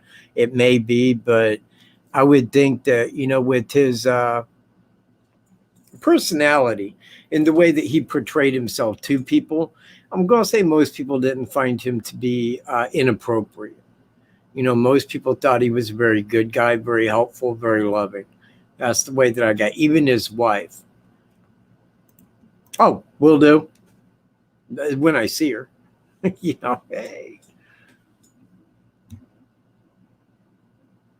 Oh, really? Yeah, okay. Yeah, very cool. Very cool. Well, it's a little church. I mean, I'll give you that. Wasn't a big church. Any further questions on the timestamp video? Oh, hang on. I missed. Oh, wait, that was somebody else. Well, yeah, now that may be too. And like I say, I don't put a lot on the church as far as that goes. I know he was there for a little while, and I don't know why he started. I don't think that he started that church. I think that he picked up pastoring because they needed someone and he was there. And I think that he only did it for a short time. I don't even think that that church is there now. Somebody sent me a picture of where the church was, and it's no longer there. So I don't think that he started a church and it only had like a few members. I think it was more he kind of picked it up for somebody else and went on with, his life thereafter. But that's me. There is no way that I can kind of verify that and look into it any further. I could write him and ask him, but trying to get a letter from Thomas Bruce while he's in jail, a little bit hard. I don't even think that they allow him writing instruments without supervision because he is in suicide watch in isolation. That's why he can't get a haircut and he isn't given a razor. I don't know that, but I would expect that he at least would have wrote and said, "Hi, I can't answer your questions, blah, blah, blah, sorry, blah, so on and so forth." But he never has. And I have wrote him some very outstanding letters, ones that I am positive that he would wrote back to.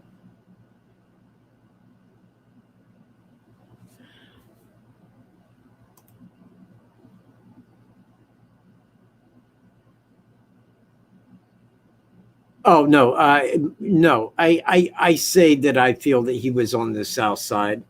I think that that's what fits the scenario. At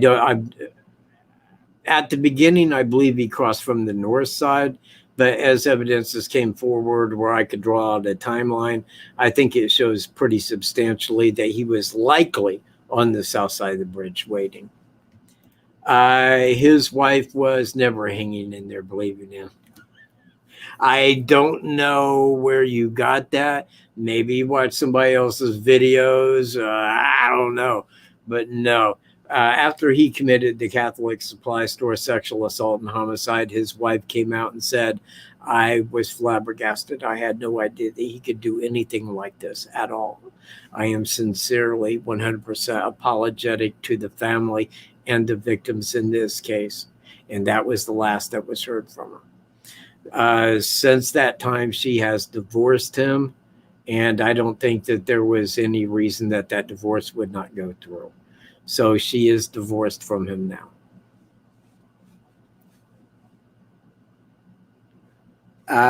This is Thomas Bruce, but he did pastor a church in Missouri from 2003 to 2004.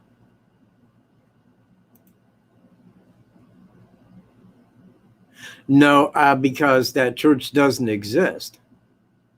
You see where I'm at? It don't exist. There is no way to really reach anybody at the church now. Hold on, Mike. Let me see if I can find it. Oh, yeah. I think I answered that. I think I answered that.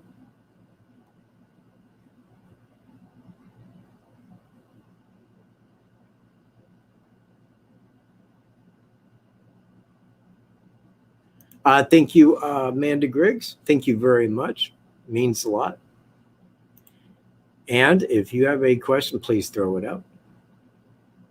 Yeah, I did have that, and I do have it wrote down. I have the church that he was at. It's not the same church as what his family goes to. It's a different Christian denomination than what he was brought up in. But again, I think it was more of a matter of sitting in for a pastor than it was trying to be a big name pastor.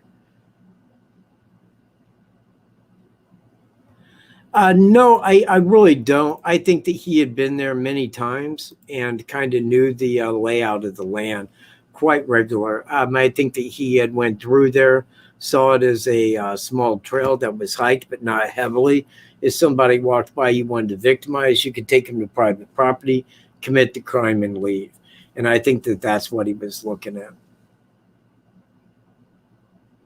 He does have at least a kid, lost that in the divorce in 1993 when living in Escondido, San Diego, California, when he got a divorce from his first wife.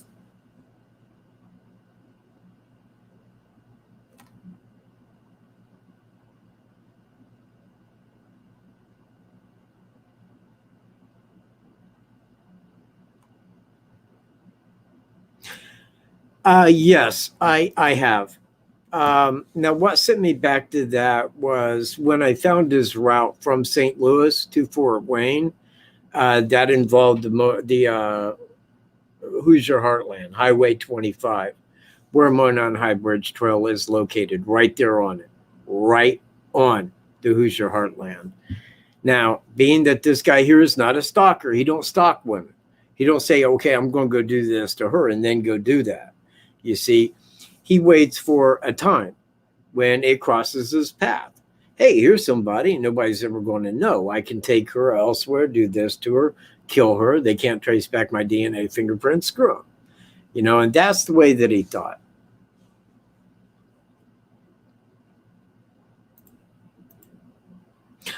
7 hours ago means that that's the time that they pulled that that time that person pulled it off.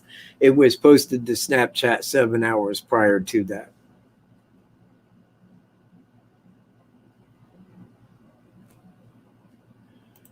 Yes, I believe that they are. Oh, wait. They were. I don't know if they are now. You're asking the wrong person. As Flannel Shirt Guy has not, nor would he speak of that. He spoke to law enforcement about that. And I can only conclude that, yes, it was the same guy dressed in the same way, because him and the lady that was walking their dogs over months sat down with Indiana, FBI, and all these people to make out the composite sketch. So I do believe it was the same guy, just like the lady walking her dogs. Yes, I saw that guy dressed exactly like that. Well, he wouldn't be dressed differently. And then, you know, law enforcement believe Flannel Shirt Guy saw the same guy. So it's kind of my best guess that, of course, he was dressed exactly the same, you know, wearing the same thing, same hat, same clothes, same everything.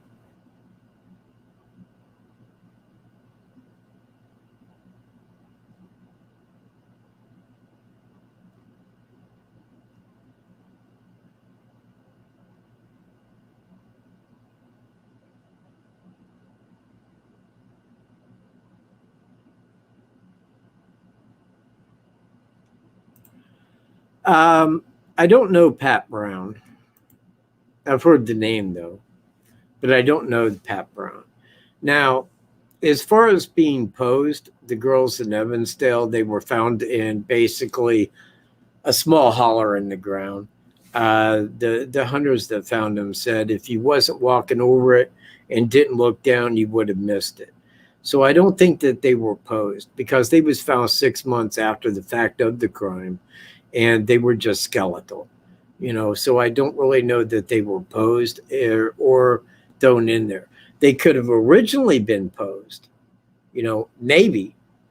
And even the knife in the tree. Now, that was found well after the girls were found, because the trapper found that. It wasn't, here's the girls, right, here's the tree, here's the knife, but it was found locally around right there where the girls were found. But yeah, I started looking into that. Once I found that, you know, he found this small trail, I knew he drove. I knew he drove. That was 5 months before they gave a vehicle. I knew at that time that he had drove. And since he drove to Delphi on the reverse date of Evansdale, I thought he drove to Evansdale same way. If you do not know the similarities between Evansdale and Delphi, look up my video, The Similarities Between Evansdale and Delphi, and you'll see that there are many similarities that made me conclude, same guy, boom, did both.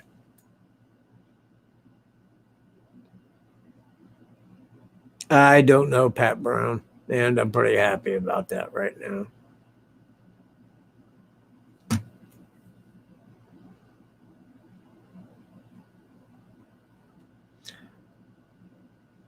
Well, we can say no signatures of note in Evansdale, but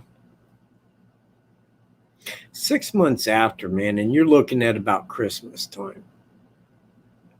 You know, it depends on what was physically there. It was by a creek. I'm going to say over 6 months that the creek could have flooded.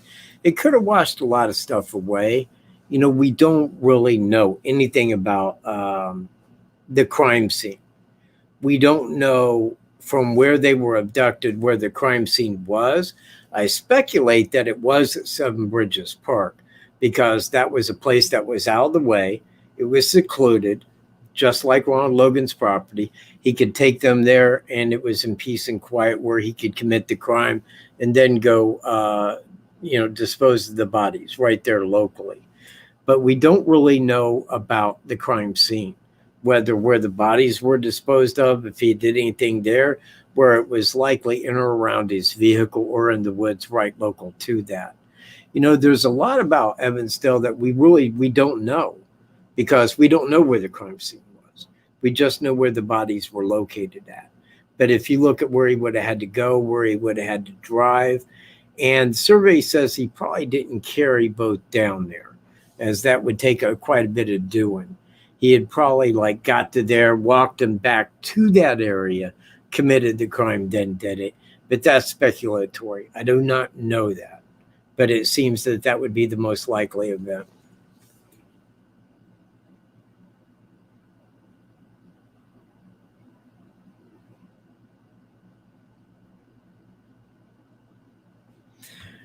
Well, it's hard to say because they left that wide open. Robert Ives says that there was minimally 3 physical signatures at the crime scene. He said, not what you would think. Now, not what you would think, and also throwing in non-secular, meaning spiritual. Again, man, this points to a dark entity. Now, I don't believe in dark entities, okay? I don't believe that but that's me, and I ain't debating that. I ain't debating that with anybody, so don't even debate it. But I believe that a person that is Christian, a preacher, would believe in dark entities. And maybe to appease a dark entity, maybe having a dark side that had been brought out within them in a sadistic way from childhood could have forced that issue. I'm not thinking it's hallucinogenic, but I believe that the guy was deluded possibly into to the side of a dark entity, you know, that he believed was there in a dark part of his mind. Well, he couldn't. He was walking back toward his car. There's only one route back to your car, and that's the 501 trail. See, if he had walked the County Road 300 back, everybody would have seen him. You see where I'm at? So he had to walk the 501 to get back to his car. But here's the thing. He wasn't suspicious. When flannel shirt guy seen the suspect, he talked to Derek German roughly a half hour later. And he told Derek German, no, I seen 2 older girls on the south side of the bridge, but they weren't of the age that you're looking for. I didn't see them. Well, it never happened into his mind. Hey, wait a minute. I seen a guy walking through here, because that guy was under no suspicion. He was a hiker. That's it. We can look back at it now with audio and video and all this, you know, but we can't say that he was under any suspicion. Even the lady walking her dogs didn't see him in a suspicious way.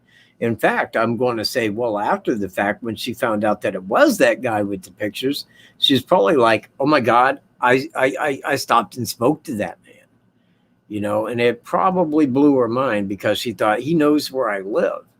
He knows exactly where I live. And he knows that I talked to him. And he knows that any details on the sketches came from me. That was probably her main concern.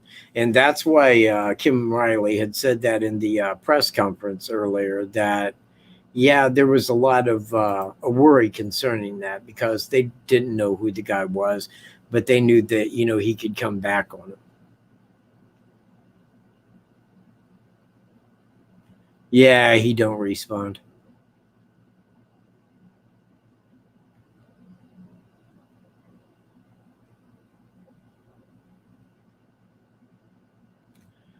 They were found on 12/8/12, 12/8, not 12/5. But you can't reverse the date on when they were found. The suspect didn't know when they would be found. Oh, we broke 100. Right on. 107 people, over 100 likes. You guys rock, man. You know what? You made my night. You made my night, man.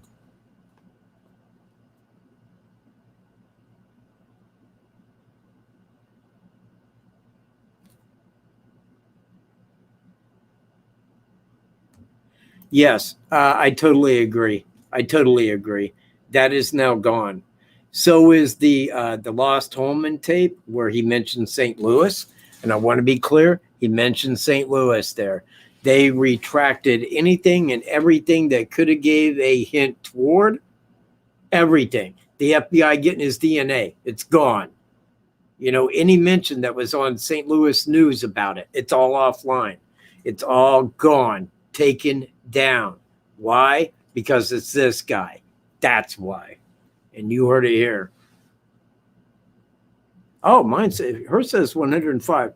I like yours better, Sharon.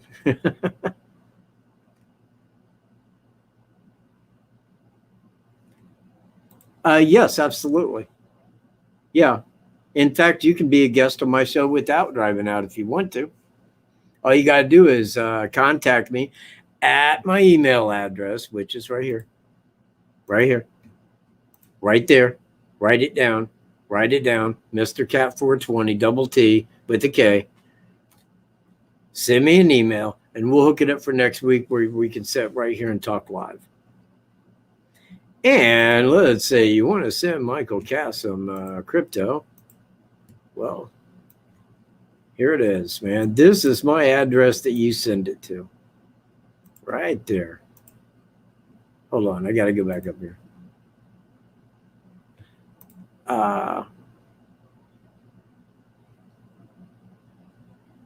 Yeah, it could be, Amanda. You're right. It really could be, but dealing in spirituality, I don't know what it would be, and I don't want to hasten a guess on it. I really don't, but I do know that in spiritual matters, he had been there, and so was his family. So I know that he was brought up that way and went on with it. So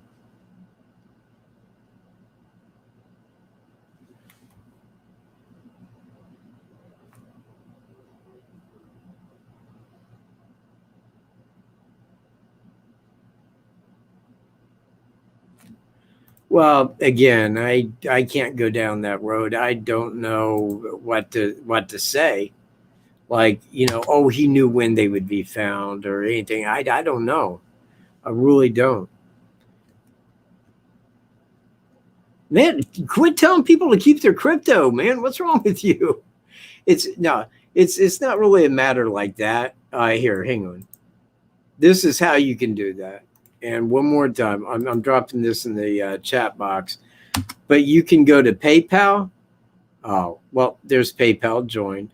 And then there's Coinbase. If you join Coinbase, you can go right there on page 1 and get $25 free. $25, just like that. $25.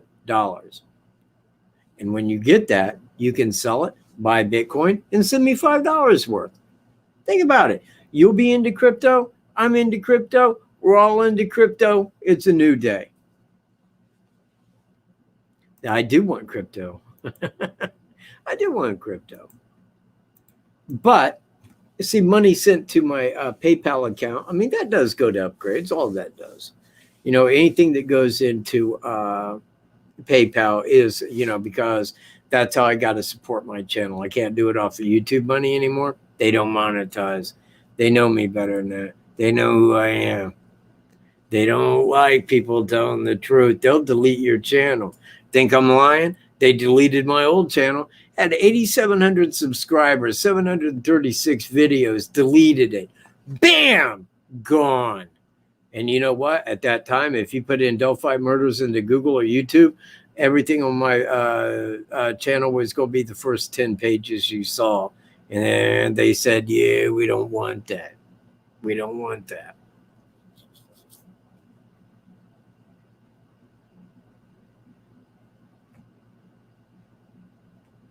Yeah, you bet your butt sack. It's a little aside of the point, and that right there just goes into debate that I do not want, because people will stand on any and every other side, and it is something that I cannot debate, not in knowing, so I just like stand off of that. Now, I know that Abby's was on the 14th, and I believe that she may have suffered severe head trauma. Why? Because she couldn't respond to the search party, and they were there. Now, if she couldn't respond to them, but died the next morning, it wouldn't be like something where she was bleeding. She could have still, hollered, let them know where she was. And I believe that it would have been like some severe head trauma that, caused later her to die of hypothermia. That's a guess. To debate on that, I don't know anything more. Maybe the family did it and they wanted it to be on the outside. People will say anything. So I don't debate it at all. I leave it alone.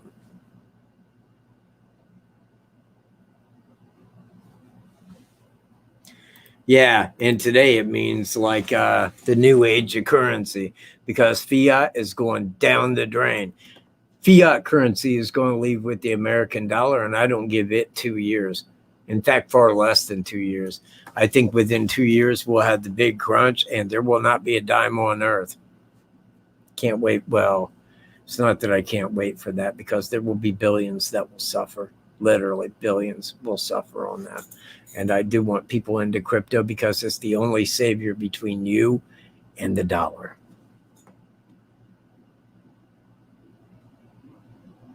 What? Really? Oh, cool.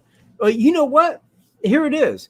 Go to COINBASE, right there on the front page. Go down, watch those little videos, answer the questions. You'll get $25, Ivy Rose. I swear it. It's right there, and it's that easy.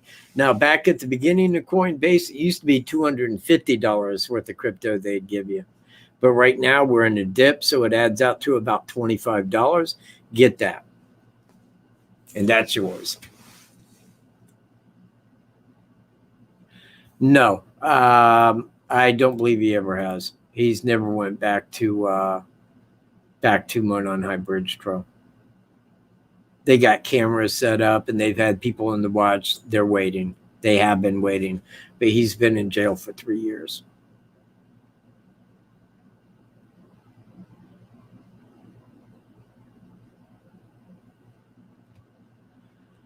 I will have to look into that. I don't really know Timmy, but I will check into it. The girl from Syracuse, now, is that New York or is that Indiana?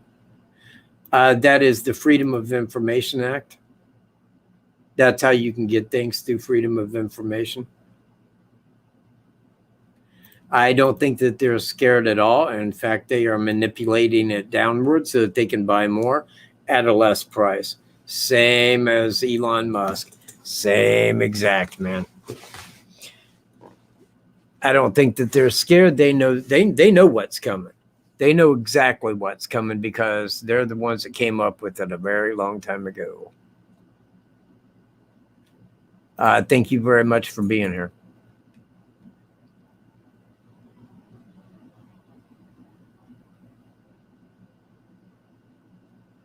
No, they're right at the entrance. They're like right at the entrance. They got one camera on the west side of Freedom Bridge and one on the east side, but none on the trail.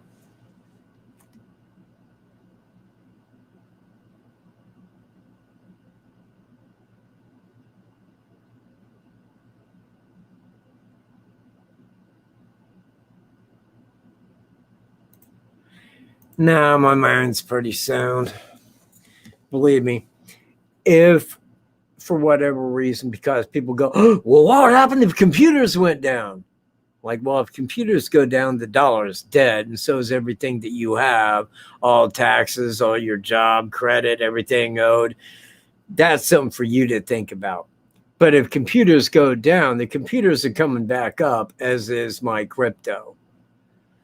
That's why it's the future. That's why it is called digital gold. That's why it is known as the greatest asset in human history.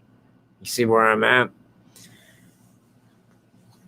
Bitcoin is the fastest trillion-dollar corporation. Facebook, Google, Amazon, Apple, all took over 20 years to acquire $1 trillion industry.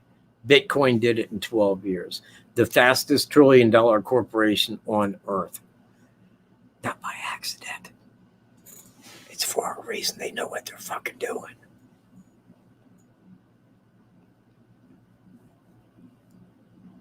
No. You know what? Don't even sweat that. Don't sweat it, because I was on your side. You know how long it took me to hear Bitcoin? You know how many times I had to hear Bitcoin? Do you know how many times it was repeated until I finally looked at Puppy and I'm like, Tonka, I'm going to go look into Bitcoin. Took me 3 days. 3 days of reading absolutely everything that I could on Bitcoin. And at the end of 3 days, I said, absolutely every single dime that I own is going into Bitcoin. Originally, when I bought in, it was at 57,000. Right now, it's at like 36,000. Right now, you're buying at a discount. Now, had I originally bought it when it first came out, did you know that you could buy 2 Bitcoins for a penny? 2 Bitcoins for a penny. I would have dropped $2,000 in there, and right now I'd be singing on a giant yacht. Believe me. Didn't know. Nobody did. Well, that's not exactly true. I mean, there was people that did know. Well, they didn't know, but they did know. Max Kaiser, man, he bought in originally, man. He bought like tens of thousands of dollars worth of Bitcoin when they were 2 for a penny. Hell, man, he gave Alex Jones 10,000 Bitcoin. That's going back years ago. Years ago. I mean, Bitcoin is the future.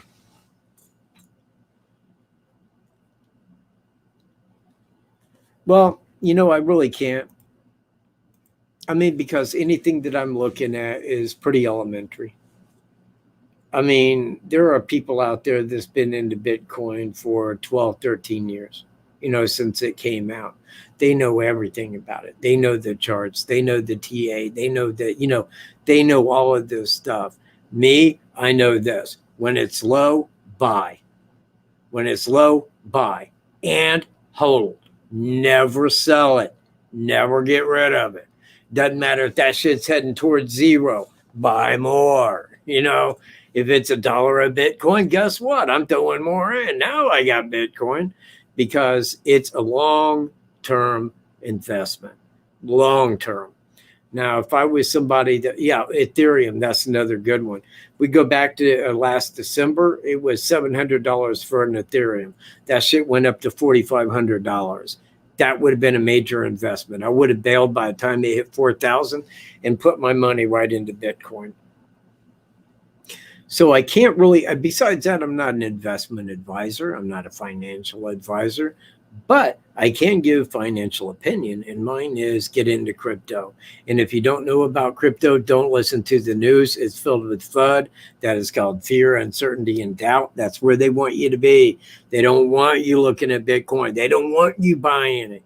They want you to stay the out so that they can buy it, because there's X amount and they want it. They know that it's all going to Bitcoin.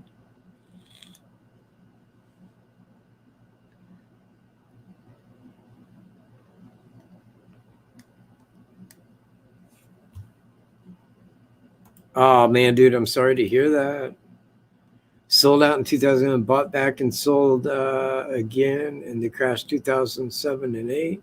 Sad to say, I was thinking of how a crash would allow me to buy back cheap. Yeah, that is the thing, because they'll tell you that. It don't matter if that shit's rocketing downward, you know, and you think, oh my God, I'm losing my money. Well, if you buy Bitcoin, you buy 1% of a Bitcoin. I mean, like saying as an example, it's at 20,000. I put 1,000 or 2,000 in. I own 10% of a Bitcoin. Now, if it goes up to 1 million, well, at 10%, now I have $100,000 because the price went up. But let's say that like at 20,000, say it drops to 10,000. Well, my 10%, I still own 10%, but now it's cut in half because it went down. The price fluctuates with it because you're always going to own the same percent. If I own a Bitcoin and it goes to $1 million, I got $1 million worth of Bitcoin. If I have a Bitcoin and it goes down to $1, I have $1 worth of Bitcoin, but I still own 1 Bitcoin. See where I'm at? Yeah, you know what? I bought $300 and some worth of Cardano, sold it when it hit $2. Bought it, put it into Bitcoin. Yes, it is a hedge against inflation and fiat entirely. It is freedom, money, and investment. And that is what I'm about, all three. Satoshis, stacking them like they're like silver bricks, man. You know what? I'd love to sit here and talk about cryptocurrency, but I'm kind of really splitting the, hey, you know what? I'll dedicate the show to you if you tell me how much right now, throw it in there right now. How much is 1 Satoshi? What fraction of a Bitcoin is it? Hurry, tell me what fraction 1 Satoshi is of a Bitcoin. Anybody. Tell me what 1 Satoshi is of a Bitcoin. First person that throws it up there, show dedications. I get to say, this show is dedicated to. Hurry up. Not even close. Not even close, man. Not even close. No. It's actually 1.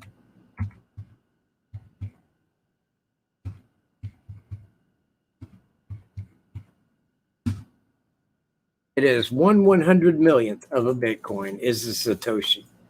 That is the smallest. Yep, there you go. It is the smallest denomination of a Bitcoin that can be acquired is 1/100 millionth. That is the smallest fraction. Yeah, no cheating, people. 100 millionth.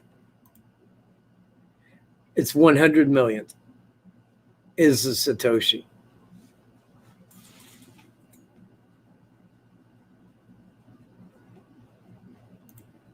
Wait, what'd you say? Oh, yeah. Well, 100,000. Yeah, okay. Well, I'll give you that. So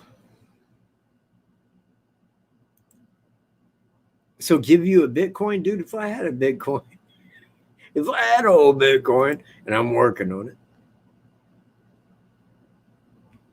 You know what, dude? Because I'll tell you right now, if you have any interest, and I know people that are like, yeah, but I heard that it's just bullshit, and I don't want to put my money in it. Well, I'll tell you right now, everything, no matter what you put your money in, be it stock, Tesla, Apple, GM, all of it can go to zero because all investments are gambling. The thing is that there's a big difference because the fastest $1 trillion corporation does not go to zero overnight. Why? Because it's owned by the people who own the Bitcoin, like me. You know, it's not a one guy owns this. It goes, fuck Bitcoin. We're getting rid of it. Don't work like that. It's digital. It's gold.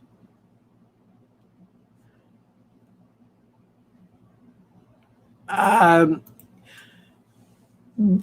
on. Let me do it like so. Go here. And I'm going to send this to you right here in chat.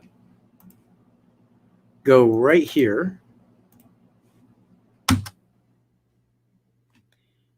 and join Coinbase. Now, when you join Coinbase, it's free.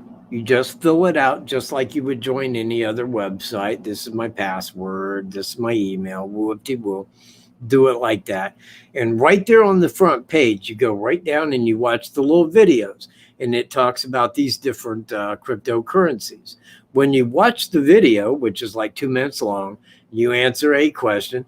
They give you like so many dollars worth of that crypto. Now, when you complete all of the little videos, it should probably take you like 10, 15 minutes. at the end of that, you'll have $25 worth of crypto. I think it's lumens. I forget the exact crypto, but you can go right to your portfolio and sell them into United States dollars.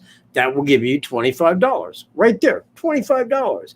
You can take that $25 and then buy $25 worth of Bitcoin. You can hit send or receive, and you can send it right to my address if you want to, or you can keep it and just collect Bitcoin and be that person who had a brain and said, hey, I'm getting out of the dollar. I'm doing what's right. I'm listening to Michael J. Catt. I mean, hey, he knew it was Thomas Bruce. He must know shit about crypto, right? Just thought, just a hunch.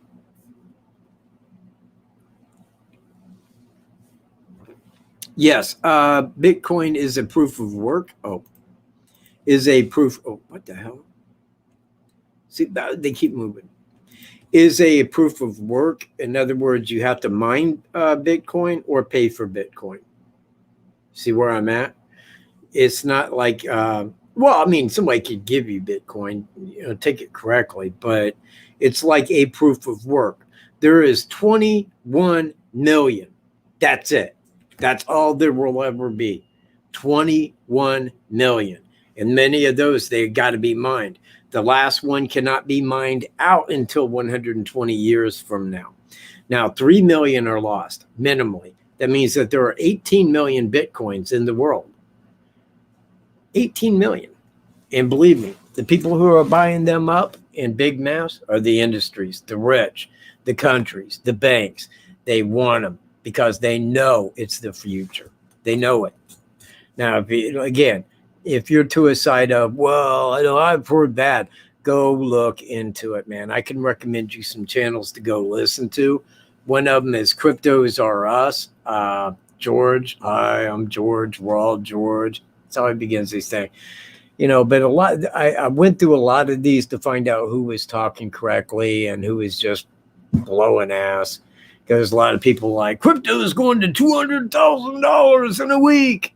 So everybody clicks on it and they get views. And after a minute, it's like, yeah, screw this guy. You don't know what the hell he's talking about. In fact, everybody that talks about that's all the time talking about is still a bull market, still a bull market, still a bull market. Well, I believe it is going up. I believe that it is still going up this year considerably. But that's why I'm putting as much money into it as I can while it's in this dip. When it's down to 30,000, that's where my money's going, right into it. Because when it takes off, that money's going to go 3 times its value. That's investing. All right. All right. Well, you see, I like it when the likes go up. The likes mean stuff to me and Puppy. We like likes.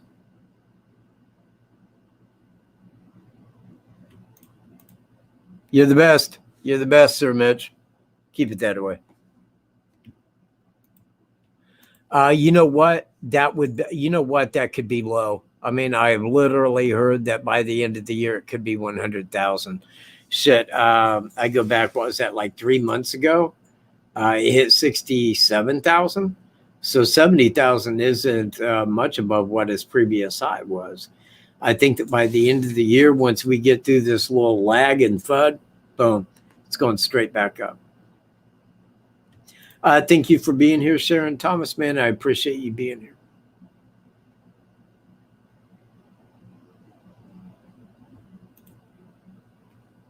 Sir Mitch is out, man. All right, peace. All right, everybody. There's 88 people here, and one more time. I mean, let me see. Well, I'll do it like this.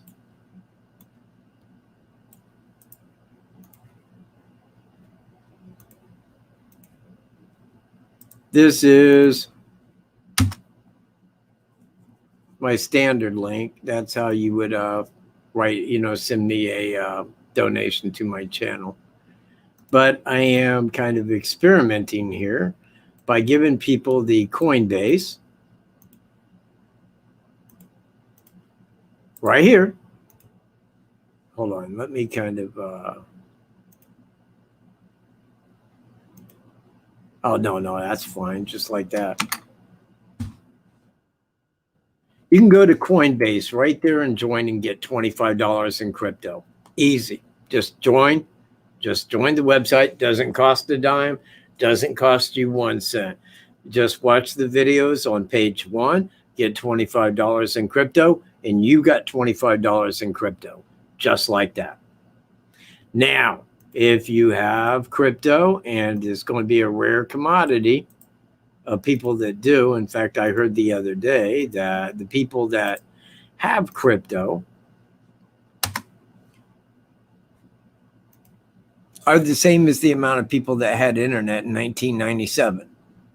You know, so it's not very many people that do have crypto, but they're out there. So if you do, and you could send it to that Bitcoin address right there that is in chat, that'd be phenomenal. And I would appreciate the living shit out of it. So go make yourself $25. Send me 5 or something. You know, send me 5 just for helping you out, for getting you into crypto, for giving you the word on this guy too. Same as this guy up here, man. You know. Well, your son's a smart man. Your son's very smart. Okay, and with that, did everybody get the timestamp? I mean, was everybody clear on that? If there was anything that I left out or any questions that you have, you can post them up now, and we'll get right to them.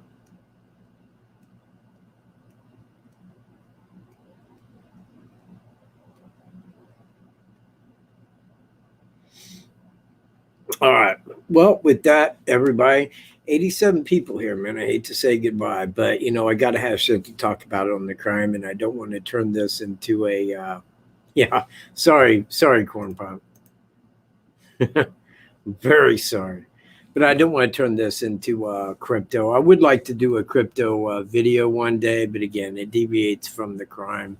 And I really got to keep this to where, you know, the sole purpose of this is, and that is on the crime. So I would like to thank all viewers, all donators, all moderators, all viewers. And if you have not hit the subscribe button, please hit the subscribe button.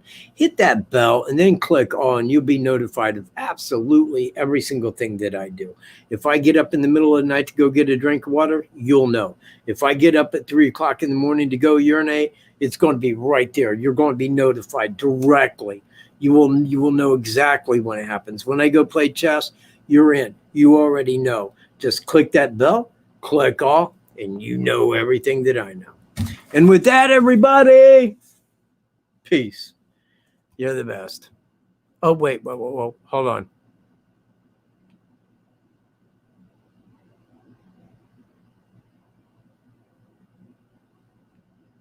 Let me scroll.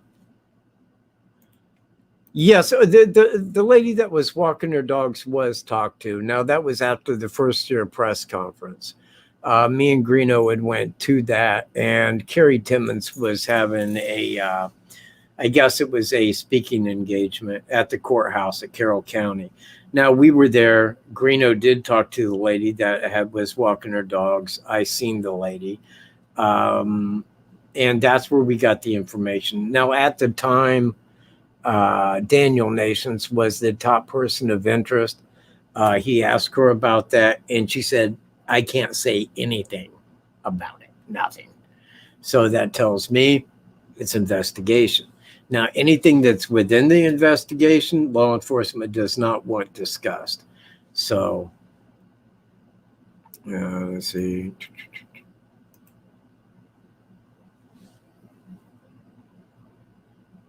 All right. And with that, everybody, man, you guys have a great week. I will see you next Tuesday, possibly with Michael Green as my guest. Till then, peace, everybody. You have a great week.